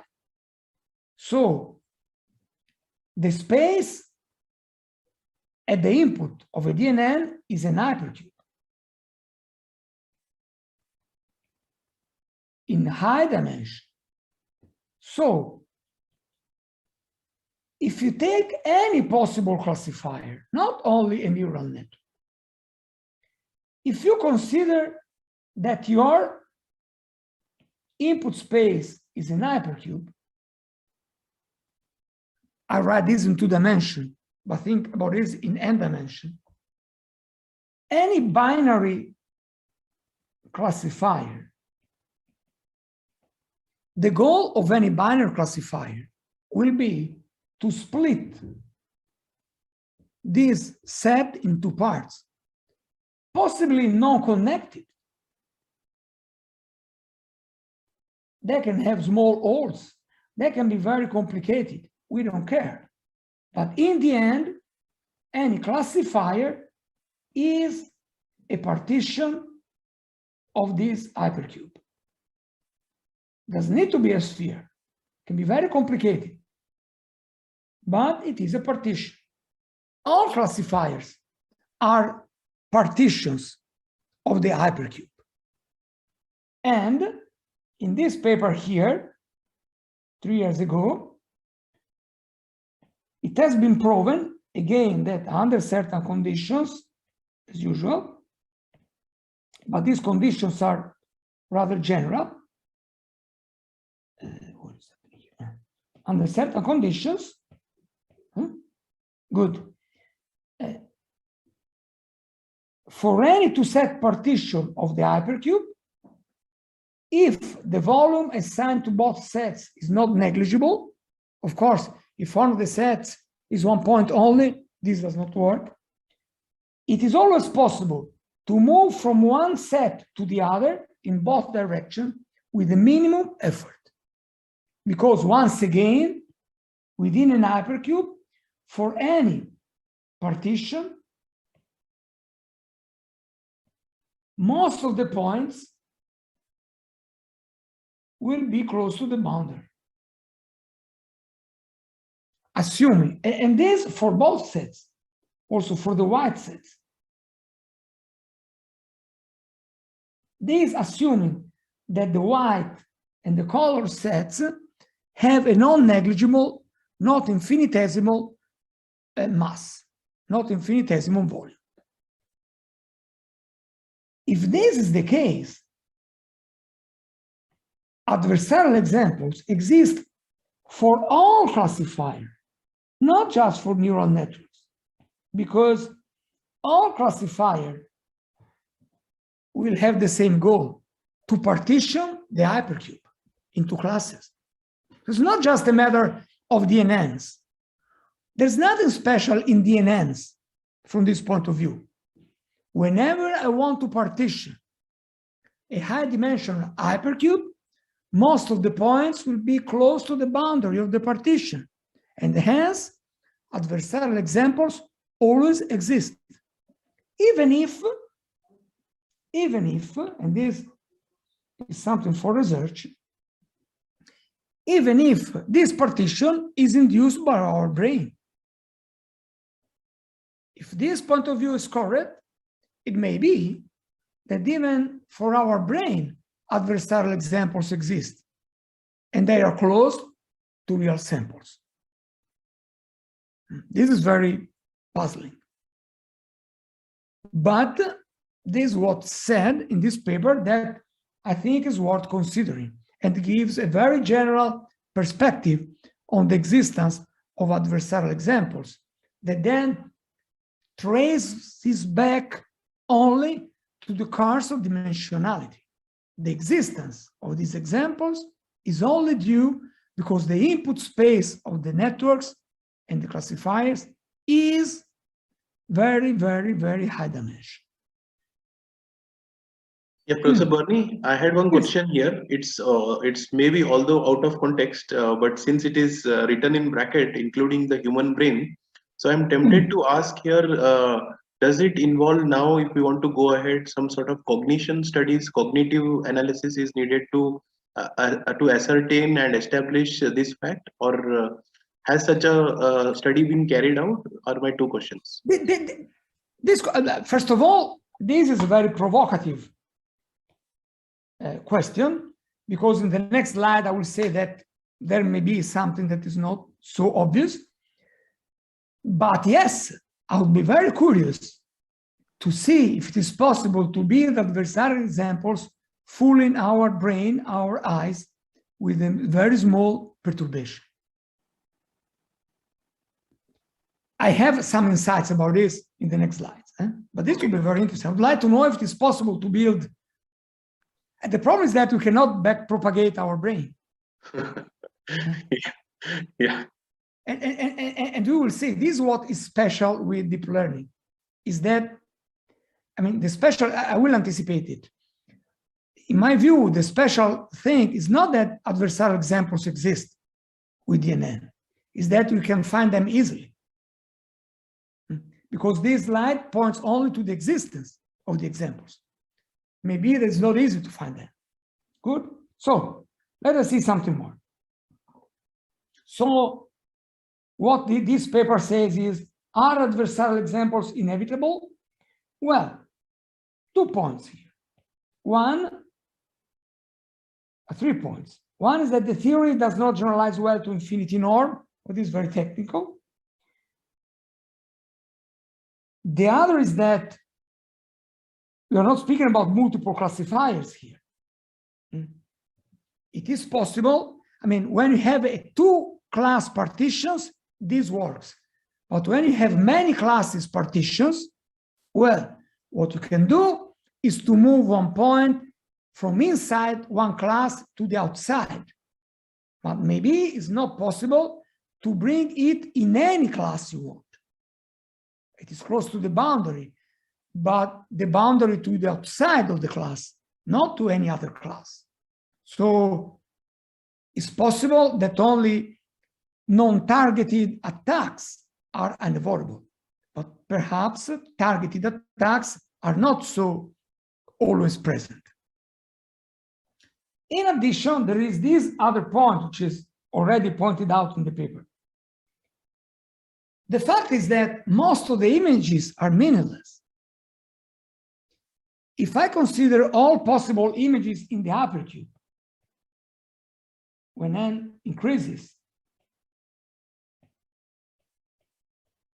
and I consider a uniform distribution in this hypercube, So this is like saying that all the pixel values are equiprobable and the pixels are independent. If I draw one image at random in this way, which means I take one image at random in the hypercube, I will always come out with random images, with noisy images. Because real good images, faces, animals, landscapes, meaningful images are a very small minority of all the possible images. That's why we can compress images, by the way. Because if I draw one image at random, the probability that they come out with a face is negligible. You can try it. You can take your MATLAB, do a loop, come out with images drawn at random in the hypercube, and the chance that you come out with a nice face is 0. No way. By the law of large numbers, if you want. So this means that most of the images are meaningless, and so it could be possible that it is true that most of the images are nearby the boundary. But these most of the images are meaningless images. Maybe the good images live in a smaller manifold deep inside the classification regions. So when I say that I can move most of the images, this applies to the images on the boundaries, but these images could all be noisy-like. And the good images could be well inside the classification region. If this is the case, then adversarial examples do not always exist for meaningful images, which is what we care about. So this is not the end of the story. These problems are pointed out in the conclusion of this paper, and I think it would be very, very interesting to study this problem further. It is a fact, however, that for the moment, all the defenses proposed so far have been defeated with a limited effort. So all the defenses against adversarial attacks in a white box, perfect knowledge setting have been defeated. Many proposals have been made. I will talk about this tomorrow, but after 1 month, 2 months, some people, usually Carlini and Wagner, come out with a new attack that can find an adversarial example. So on one hand, the theory says that adversarial examples may be unavoidable. There is this idea that maybe good images are well inside the partition, but as a matter of fact, in practice, adversarial examples always exist. So maybe it's not true that adversarial images are well inside the class. Maybe that for all of them, there is at least one point of the boundary that is close to any point inside. I don't know. This is a nice research direction. This could explain why adversarial examples do not exist for our brain. Because if our brain was asked to classify noisy-like images, we would be fooled very likely. But when you are asked to classify meaningful images, maybe our brain partitions the set of images in such a way that the manifold with the good images is well inside the region. I don't know. If you want to do some research on this, come to me, I'll be happy to work with you. This is a very interesting area. Not easy, in fact, but it's very interesting. So, Professor Bernie, please. So can we get that manifold for good images? I mean, nobody knows.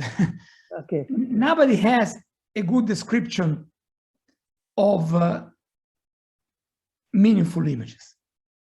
Yes. Nobody has a good model of good images. Okay. It's difficult to see. We know that they are a minority. If I draw an image at random, I never see something interesting there. So they are very, very, very few. Their volume is infinitesimal in the hypercube. But if they are, I don't know, restricted to a manifold, if they are spread all around the hypercube, if they have gaps inside, this nobody knows. Okay. That's still open. We need to look at. Absolutely. This is an open research program. Thank you. Other observations?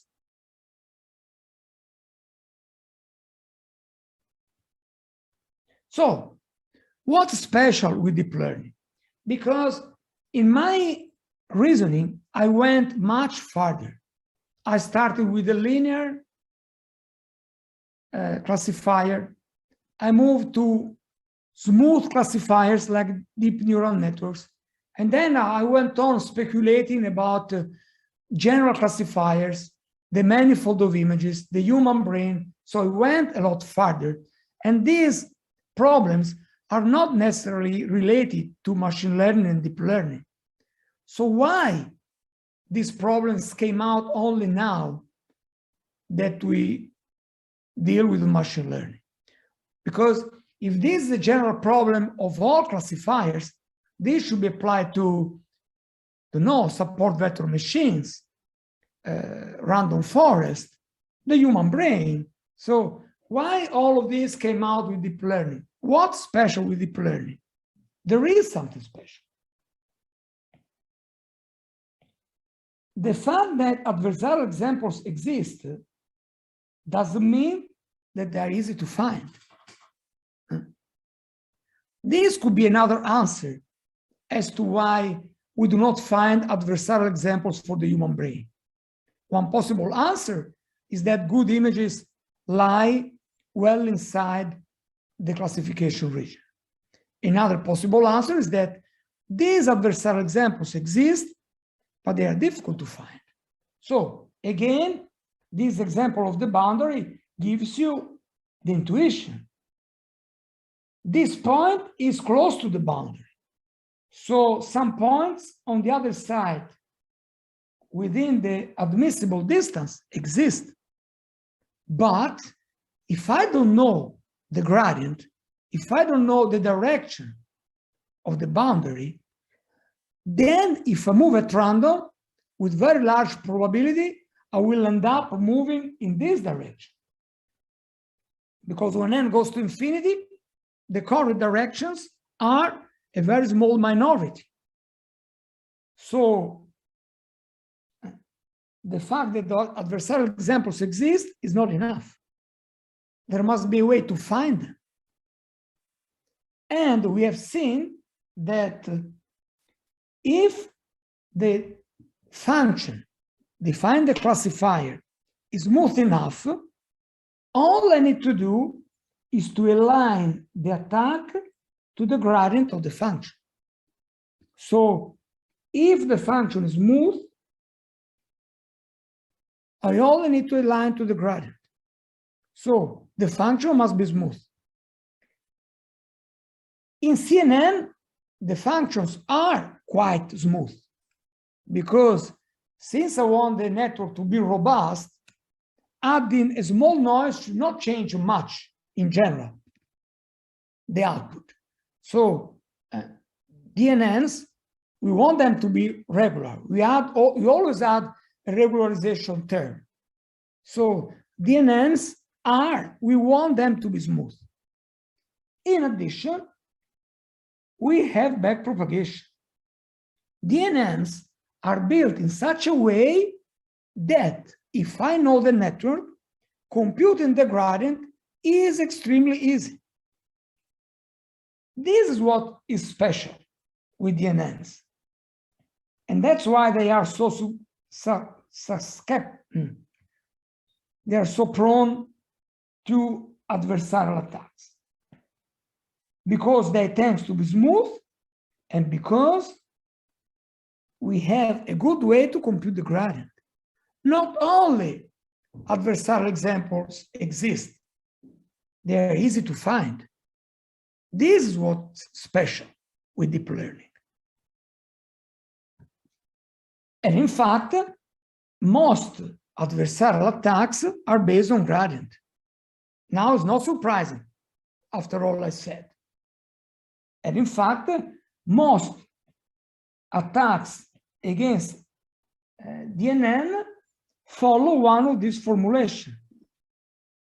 Find X star such that the distortion is smaller than a certain quantity, which minimizes the output of the function phi.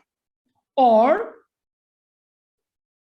among all the points for which the function is negative, I want to pass from positive to negative, find the one who minimizes the distance.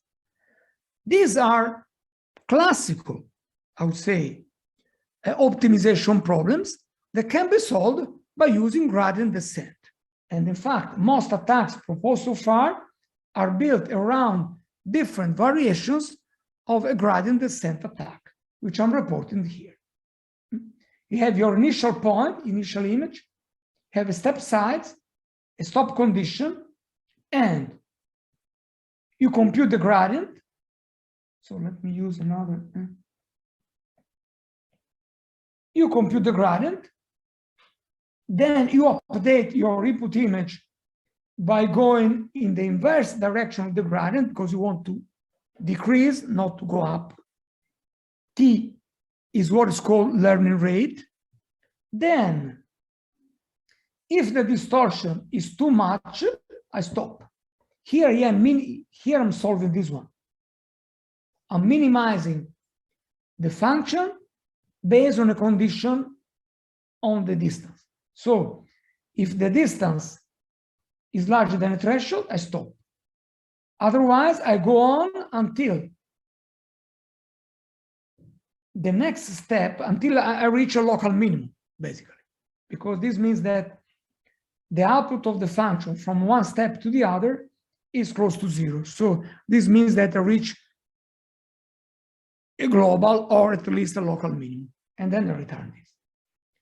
All the attacks are built around a scheme like this. There are variations, there are many variations, but most of them are built around this idea.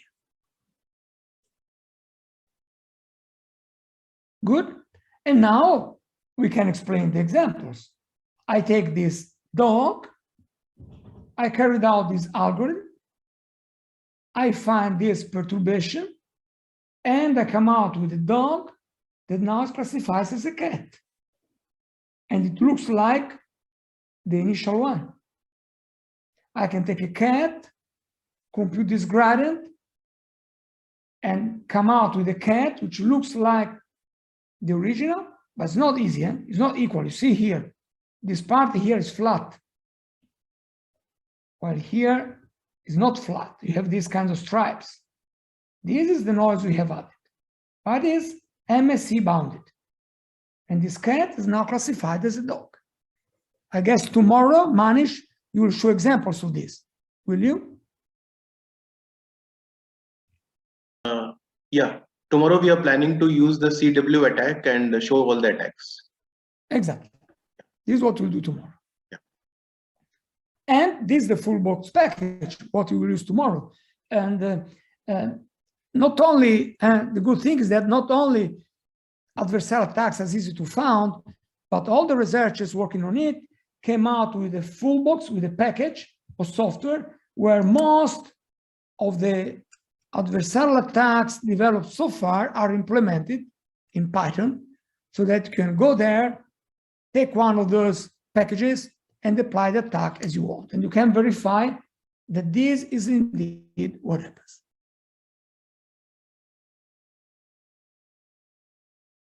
Are we lost then? Is this the end of the world? I mean, does this mean that we cannot apply, that you cannot use deep learning at all? No. First of all, tomorrow I will present you some defenses. But even without the defenses, the adversary has his own problem to solve. And now I will present some of these problems. I will skip this. So, suppose I want to apply adversarial examples in the Y. I want to exploit all this theory, I want to exploit this weakness of deep learning architectures to come out with an adversarial example working in the real world. I want to apply this in practice. I have to face a lot of problems. First, the perfect knowledge assumption may not work. I could keep my network secret. Then I don't know the network exactly. Maybe I know a lot, but I cannot compute this gradient exactly because I don't know the network. So how can I apply these attacks if I do not have a perfect knowledge of the network? In addition, I need some degree of robustness. For instance, suppose I take an image. I have the adversarial attack. This perturbation is very, very, very small. But then suppose I apply JPEG compression. I want to compress my image. Then maybe the perturbation will disappear. So in practice, the attack must work also when the image is modified a little bit. Because, for instance, I want to represent the image not with floating point numbers, but with integers. So I have rounding here. I may apply compression and other stuff. Then, to cope with the lack of knowledge, I had to apply transferability. I do not have the model. I will apply my attack to a model which is my best guess of the model that I want to attack, and then hope that the attack will transfer. In addition, sometimes I may want to implement the attack in the physical domain, because I want to use this to fool a self-driving car, and the self-driving car is not fed by digital images. It's fed by a camera looking at the outside world. So I want to apply this in a physical domain. These three things, robustness, transferability, and necessity to apply the attack in the physical domain, raises some problems to the attacker. And hence, implementing one of such attacks in the real world is not so obvious. And I will go through some of these problems now. I hope I will be able to finish today. If it is too long, I can stop at a certain point and continue tomorrow, even because my lecture for tomorrow is a little bit shorter. And today I had to introduce the general framework and then analyze the attacks. Tomorrow I have only defenses, so if I'm not able to finish these slides today, I can conclude tomorrow. Let's see where I go. First of all, robustness, again, post-processing. Let us consider this example here, because you will see tomorrow with Manish that when you apply the full box or the Carlinian-Wagner attack, you do this in the floating point domain. The image at the input of the network is a floating point number in the I0, in the 0, 1 to the n hypercube. So your perturbation will be very small in floating point. But real images are not floating point images. Once you have your attack image, maybe you want to transform this in PNG, or don't know, or bitmap, BMP, or any other format. In that case, pixels do not live in the floating point world. Pixels live in integer numbers. They stay into the zero, they stay into the, if I want to be formal, they stay into the 0, 255 intersected with natural numbers. All of these raised to the n. To make things easier, you live on a quantized lattice. So suppose you have this image x, floating point. You find the closest point outside the boundary, here. There is no guarantee that this will be a floating, that this will be an integer pixel image. So if you take this and you put this in PNG or bitmap, what will happen is that you approximate each pixel values to the closest integer value. So what you do, you take the 0, 1 interval, multiply by 255, and then you apply rounding. And you do this for all the pixels. So it is very possible that the closest integer image is again inside the blue region. You went out, but after quantization, the first quantized point could be again inside the blue region. And then, no way. The attack disappears after you apply integer quantization. If you think about JPEG compression, this is even more true, because in JPEG compression, you quantize the image in the DCT domain, and you apply a very strong quantization, because there you want to compress the image. So if this is true for integer quantization, this is even more true for JPEG compression. And in fact, I will say more about this tomorrow.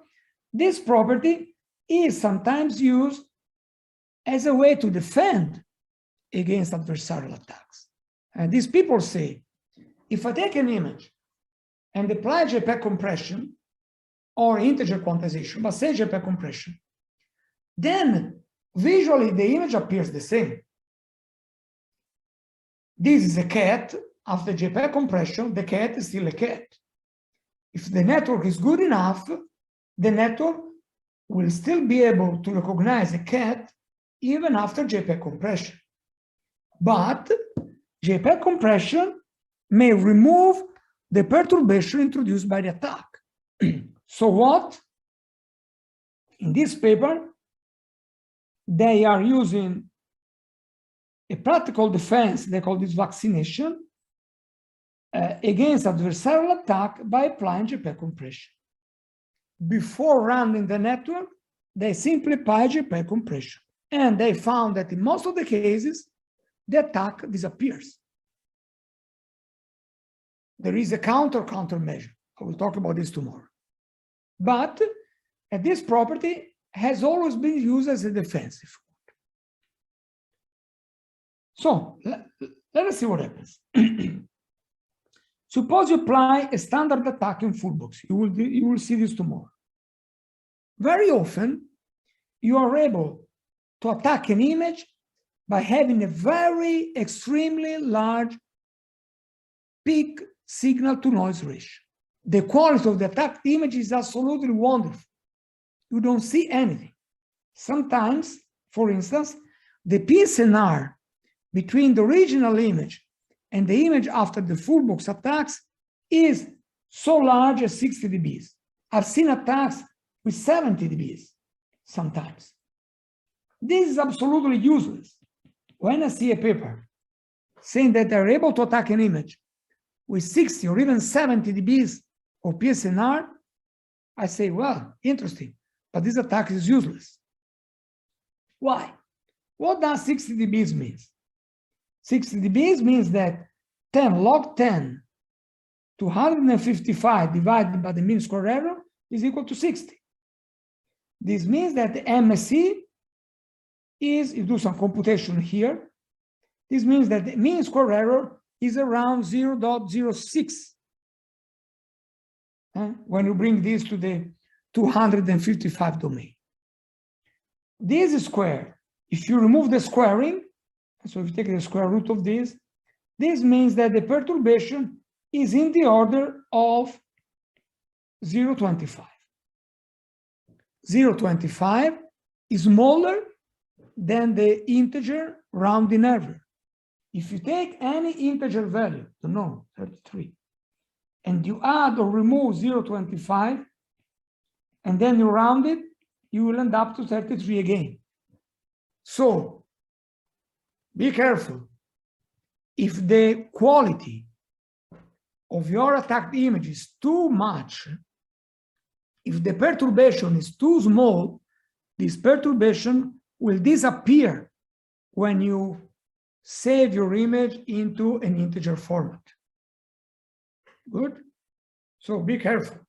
And in fact, in this paper by Benedetta Tondi, a collaborator of mine, she developed an attack that works exactly in the integer domain. It is possible to develop attacks that do not work in the floating point realm, but work in the integer domain. In that case, you make sure that your perturbation is at least 1.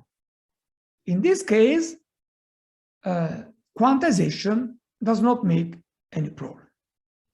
JPEG compression may, but integer quantization doesn't. So be careful. If you are an attacker, make sure that your attack is strong enough to survive this very simple processing, integer approximation, JPEG compression, and this kind of stuff. Good? And then suppose you want to carry out an attack in the real world. This is even more challenging, but still possible. Otherwise, you wouldn't be here. Why this is even more challenging? Because you attack your network and you come out with a digital image. If you feed this image to a CNN, you have an error. Good. But then you want to apply this in the digital world. So you have a digital image, you have to at least print it on a traffic sign, on the glasses, on the back of a turtle, wherever you want, but you have to print it. And then the real world system will scan it again with a camera.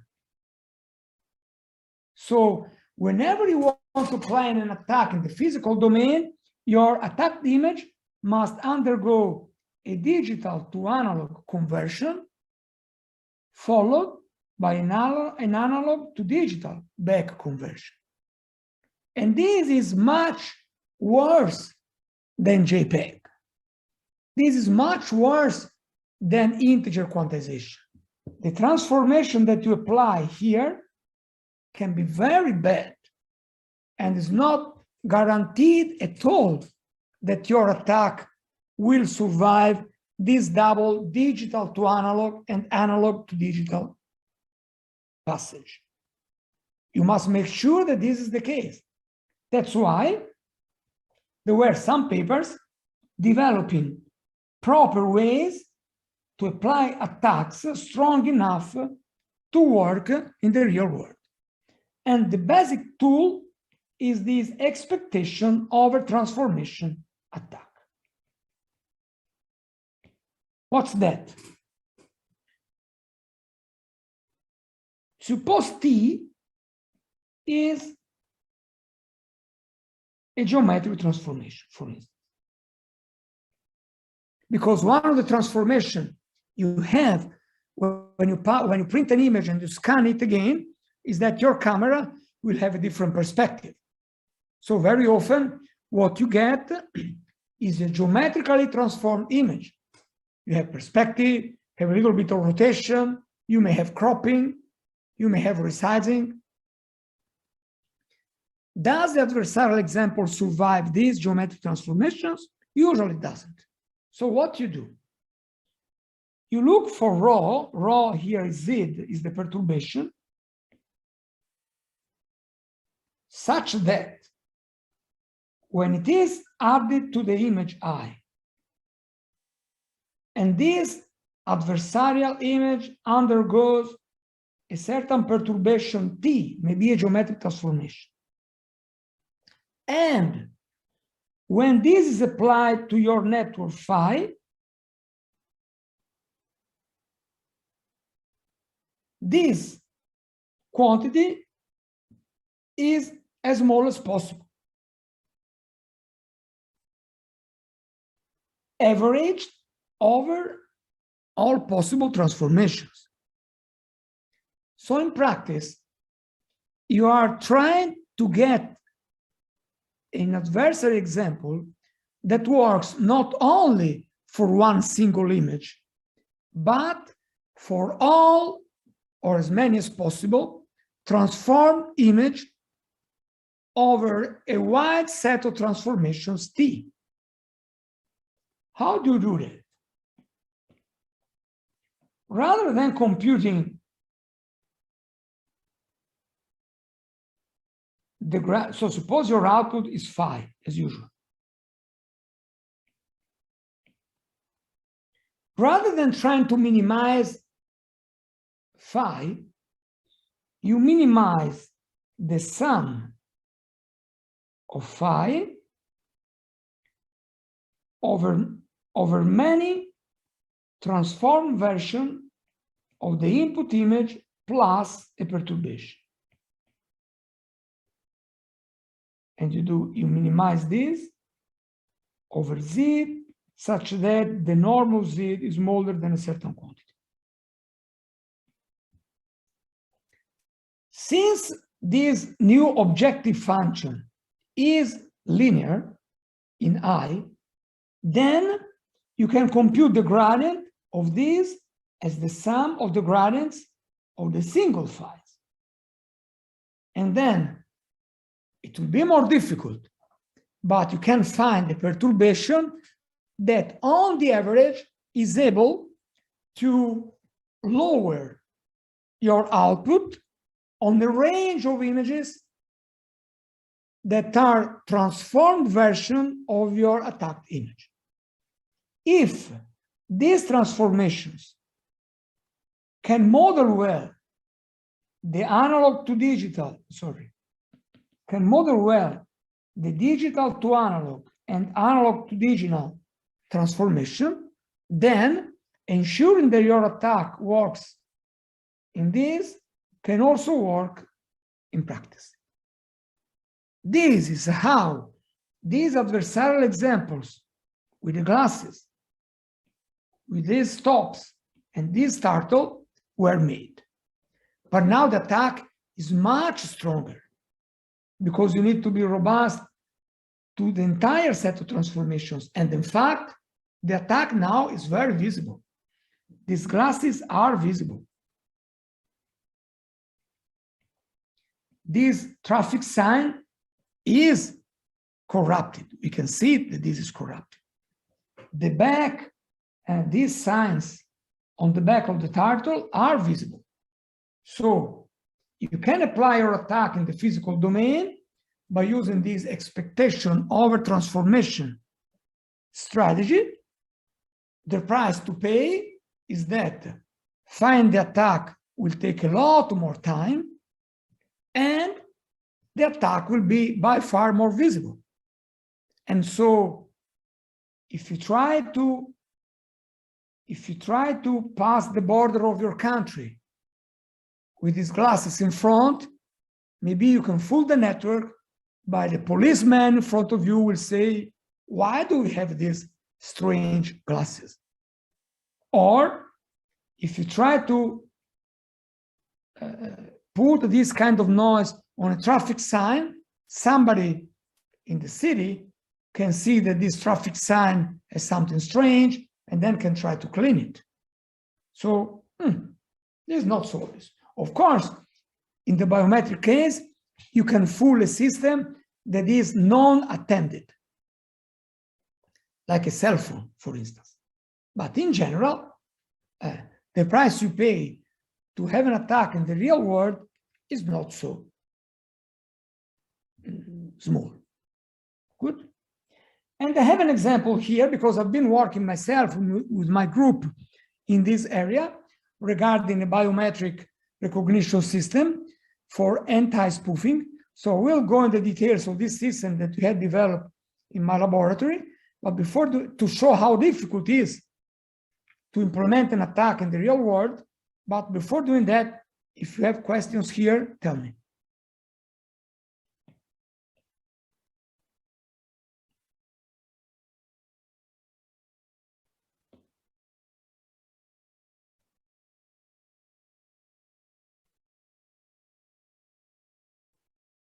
No question, I go.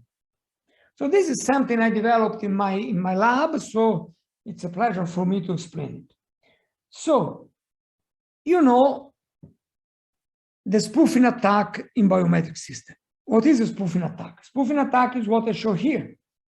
Suppose I want to enter a phone and you have a face recognition system to protect your phone. And suppose that the owner of this phone is this man. I'm not this man. I have a picture of this man. What I can do is that I can show the picture on my screen or print it with a printer. And then I frame the picture with my phone. And then I have a face recognition system that sees this man in front of the camera and says, well, you can enter. This kind of attack is called a spoofing attack.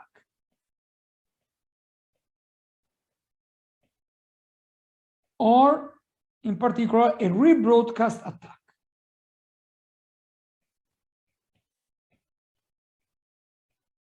Good? Well, in order to cope with this kind of attacks, you need an anti-spoofing module.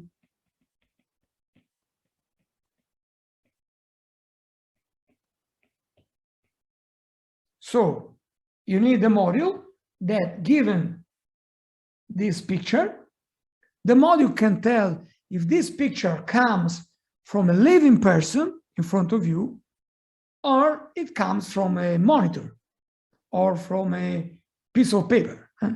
It's a kind of liveness detection scheme. So you want to equip your system with this anti-spoofing module. So your end-to-end system will be like this. You have the person in front. The camera takes your image. You have a face detector to make sure that what you have in front of you is a face. Then have a spoof detector, guaranteeing that what you have in front of you is a living person. And then you have the face recognition.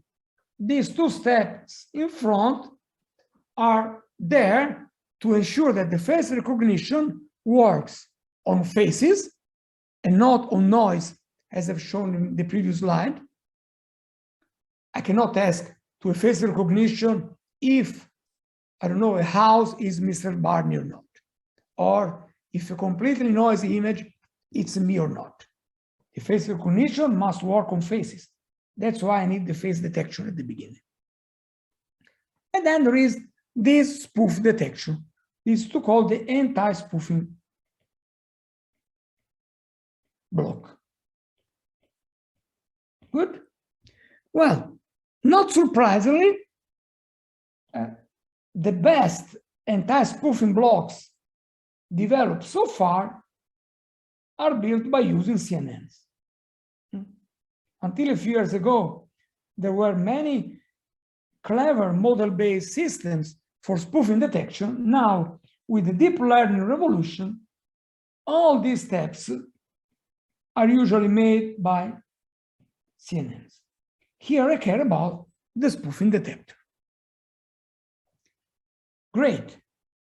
So what I want to do here is the following. I know that this spoofing detector, I know it. I know everything about the spoofing detector. So I have a perfect knowledge case. And I know that the spoofing detector is weak, is vulnerable to adversarial examples. So I say, great, I am a very clever attacker. I know how to get around the spoofing detector because I know how to generate adversarial examples for the spoofing detector. Good. Easier said than done. Because if you want to do it, you have to face many problems, and I will tell you which problems you have. These are the kind of problems that an attacker must face with. First of all, your attacked image must be end-to-end successful. Not only the attacked image should fool the spoofing detector. The face in it should be recognized as a face, and the face in it should be recognized as the victim of the attack. I cannot modify this man too much. Otherwise, the system, maybe the spoofing detector will not work, but the system will not recognize the person anymore. So the attack cannot be too strong. Otherwise, the face detector and the face recognition modules will not work anymore. Okay, we studied this problem in this paper published 2 years ago, and I will tell some other problems that I have to face with. So this is the system. Okay, let me take another color. So what does happen? The normal situation, you have a living person. The living person goes in front of the camera. I take a digital picture. Then there is the face recognition. And then there is the spoofing detector. But since this is a real person in front of me, I say that this is a real image, and this picture can go to the face recognition part. Now, what could I do as an attacker? I could take this digital picture. I can find the picture of this person somewhere on the internet. I can display it in a monitor, and this is a digital to analog conversion. And this will be a zero-effort spoofing photo. The camera will frame this picture on the monitor, and I will get another spoof image, which is digital to analog, analog to digital. There's no attack here. I just printed the image for the moment. And then the spoofing detector works very well and will recognize that this image does not come from a living person, and then I will say, stop. There's a spoofing attack here. Good? So far, this is the standard rebroadcast attack that is stopped by the spoofing detector. Now I am a clever attacker and want to use adversarial examples to do this. Then what should I do? I must try to obtain this image. So what I do? I mount the spoofing attack.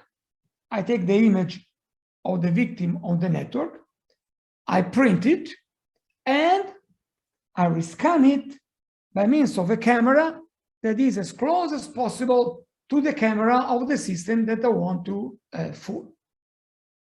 I need this because I cannot apply the attack to the digital photo, to the original digital photo. Because the digital original photo very likely has been taken from the living person. So if I feed this photo to the spoofing detector, there's no need to attack it. This is already a good picture. I want to attack a picture after that the picture has been printed and scanned back. So I need to attack this image. Good, but I can do it. I can find this original image here.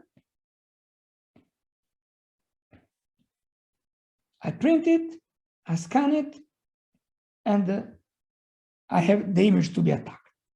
At this point, I know everything about the spoofing detector, so I am putting myself in a very positive situation. Still, the attack is difficult. Now what do? I apply an adversarial attack.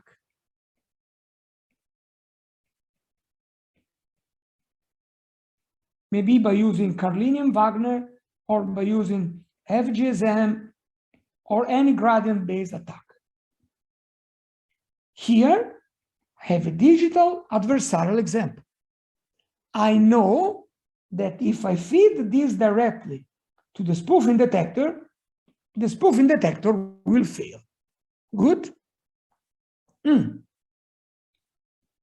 But I cannot do it because I cannot access this phone inside. I must feed my image through the external camera. So what I have to do is that I have to take this adversarial image, print it, and this is the printed version, and feed my system with this printed image. So I am applying a new digital to analog, analog to digital conversion to the attacked image. In a sense, this image has been rebroadcasted twice. And in the middle, I have the adversarial attack. What will the spoofing detector do here? I don't know. First of all, my adversarial perturbation could disappear because of the rebroadcast. Second, and this is even more challenging, suppose that your anti-spoofing detector looks at some artifacts introduced by the print and scan process. Even if these artifacts are removed by the attack, when I rebroadcast the attacked image, I will reintroduce again these artifacts. And then there's no attack here. So even if the attack is able to cancel out the rebroadcast traces, these rebroadcast traces will be introduced back during this conversion, and maybe the spoofing detector will still work. In a sense, in this particular application, which is very tricky, the adversarial attack must work in a preemptive way so that we can avoid that rebroadcasting nullifies the attack. This is a particular property that we need to satisfy to fool a spoofing detector. Not easy at all. We started this problem and we solve this in this way. We looked for the attack solving this additional minimization problem. So rather than, this is similar to the expected over transformation attack. What I do? Rho is the perturbation. So we want to minimize rho in such a way, first of all,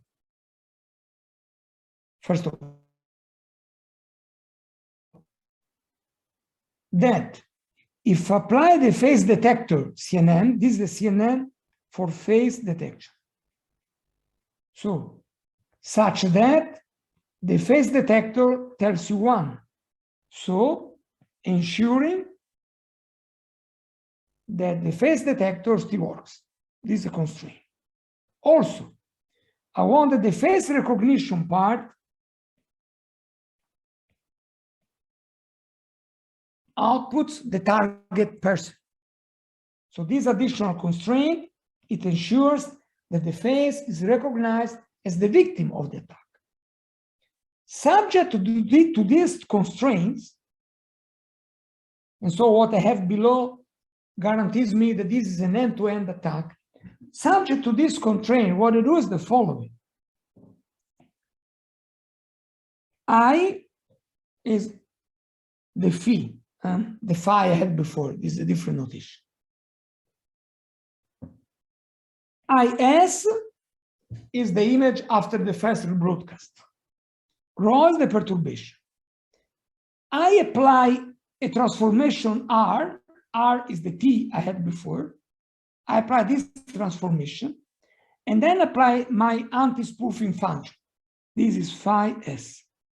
Sorry. And this is the loss of phi S. Okay.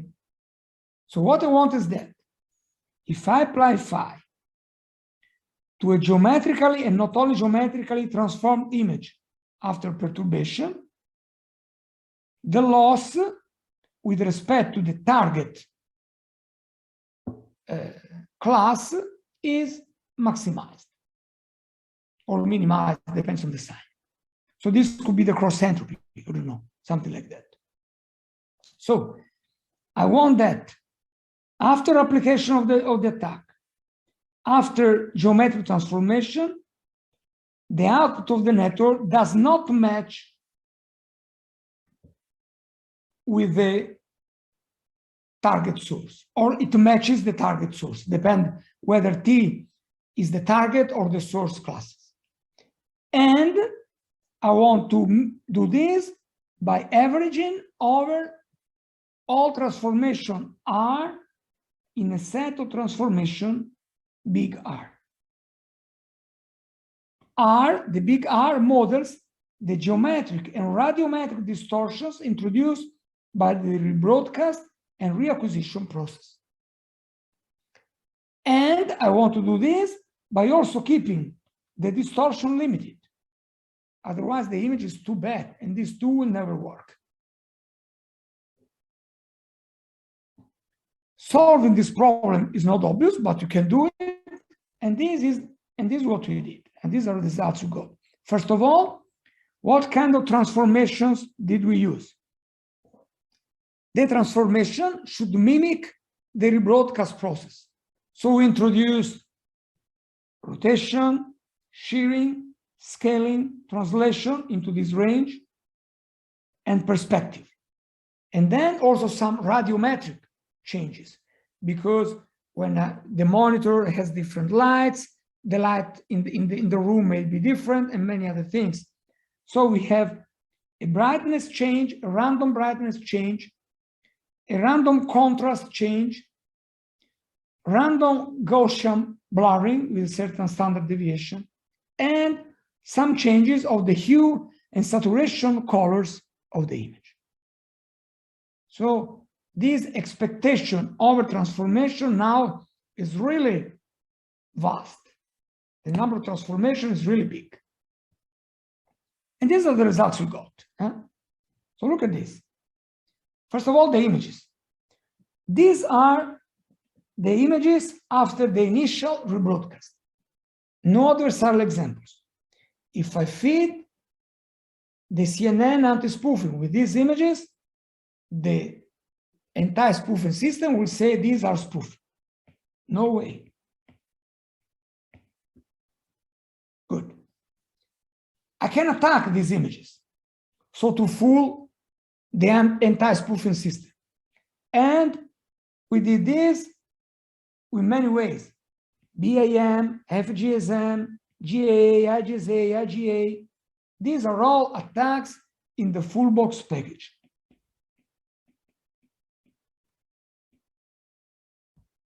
This is the PSNR after the attack. Pretty low, by the way. The attack success rate in the digital domain, that is, without the digital to analog and analog to digital conversions, is very large. We were able to attack almost all the images with 100% for most of the cases. But after the secondary broadcast, the success rate, this ASR is the attack success rate. After we go in the physical domain, the success rate decreases a lot, 20%, 11%, 15%. The rebroadcast process nullifies the effect of the attack. And this is what we did when we applied this optimization here. Again, the PSNR decreases a little bit. The success rate in the digital domain is perfect. In the physical domain, we raise from 20% to almost 80% here, or nevertheless larger than 70%. And in all cases, we were able to pass the face detector and the face recognition steps. You may think that this is small, but it's not. Because suppose the attacker can cure the system 3 times. I tried 3 times. I have 3 of these attacked images. And trying to enter this phone, I have 3 attempts. After 3, the system is blocked. Well, with this success rate, if I can cure the system 3 times, the success rate jumps to about 95%. Because at least 1 time out of 3 will work. So the attack is very effective. And these are the images after the new attack. You see, the quality is not as good as before, but still the faces can be recognized as faces and the persons can be recognized. And in fact, the face recognition system works. And these are after the physical domain attack.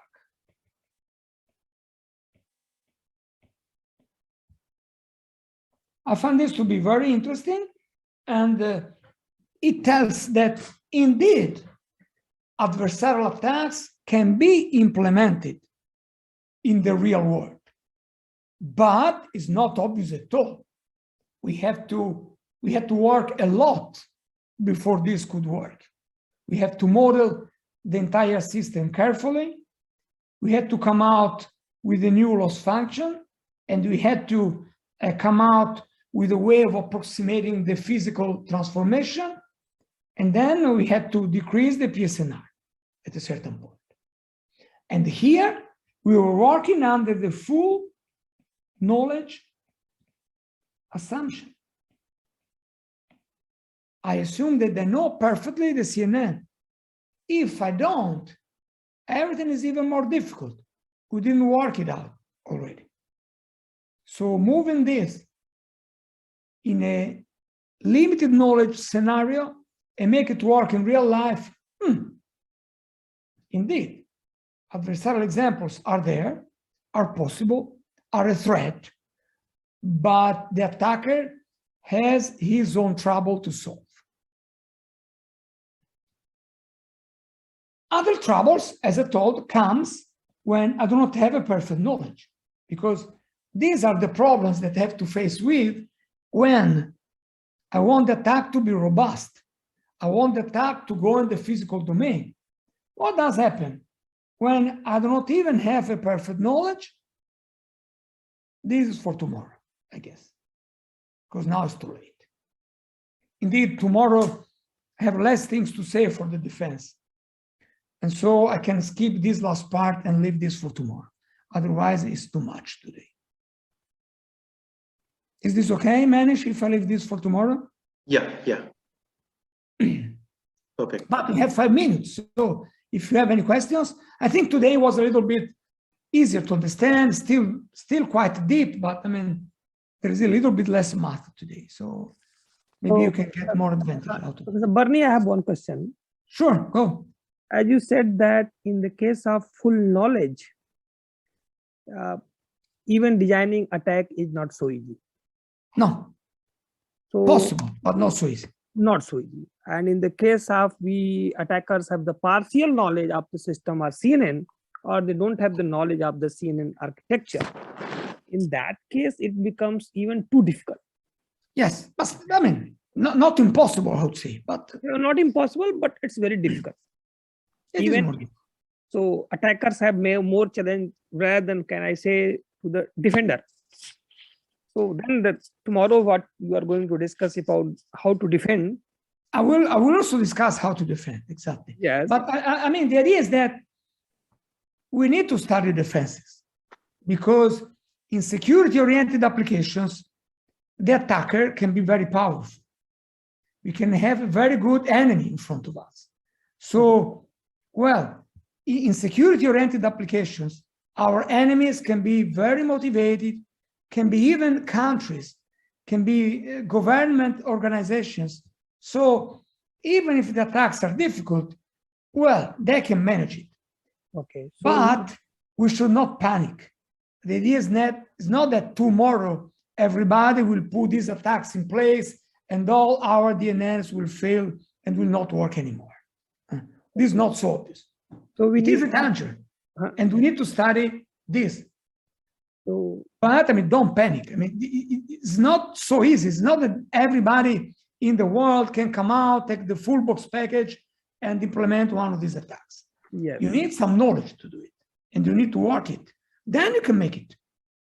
Okay. But I mean, the point here is that life is not easy, not even for the attacker. Yes, yes. For the defender is worse, but for the attacker is not easy as well. So we have to look for those security related problem, basically where we need to design a model. Yes, I mean, rather than coming out with a new attack where you can save, 0.1% from the Carlin Wagner attack on that, I would rather suggest to try to make this work in practice, which, it can teach you a lot. And then defending against the practical attacks can be a little bit easier, because if you go in the digital domain, the attacker knows everything. Maybe it's really impossible to defend against attacks. You've seen these speculations about the existence of adversarial attacks that they maybe always exist. So maybe it's interesting from a machine learning theory point of view, because this is a very interesting problem. But for real life, we should try to defend against this kind of stuff, which is still you need a defense, but the defense may be a little bit easier than in the digital domain. Okay. That's great. Thank you. Okay. Yeah. Any other questions from participants? You'd like to take it?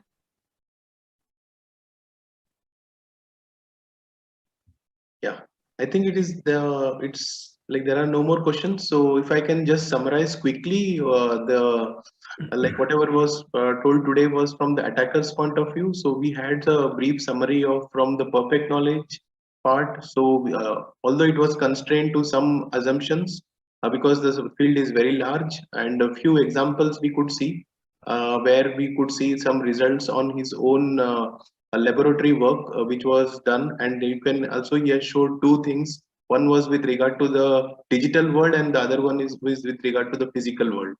So with this, I think the attack part is over.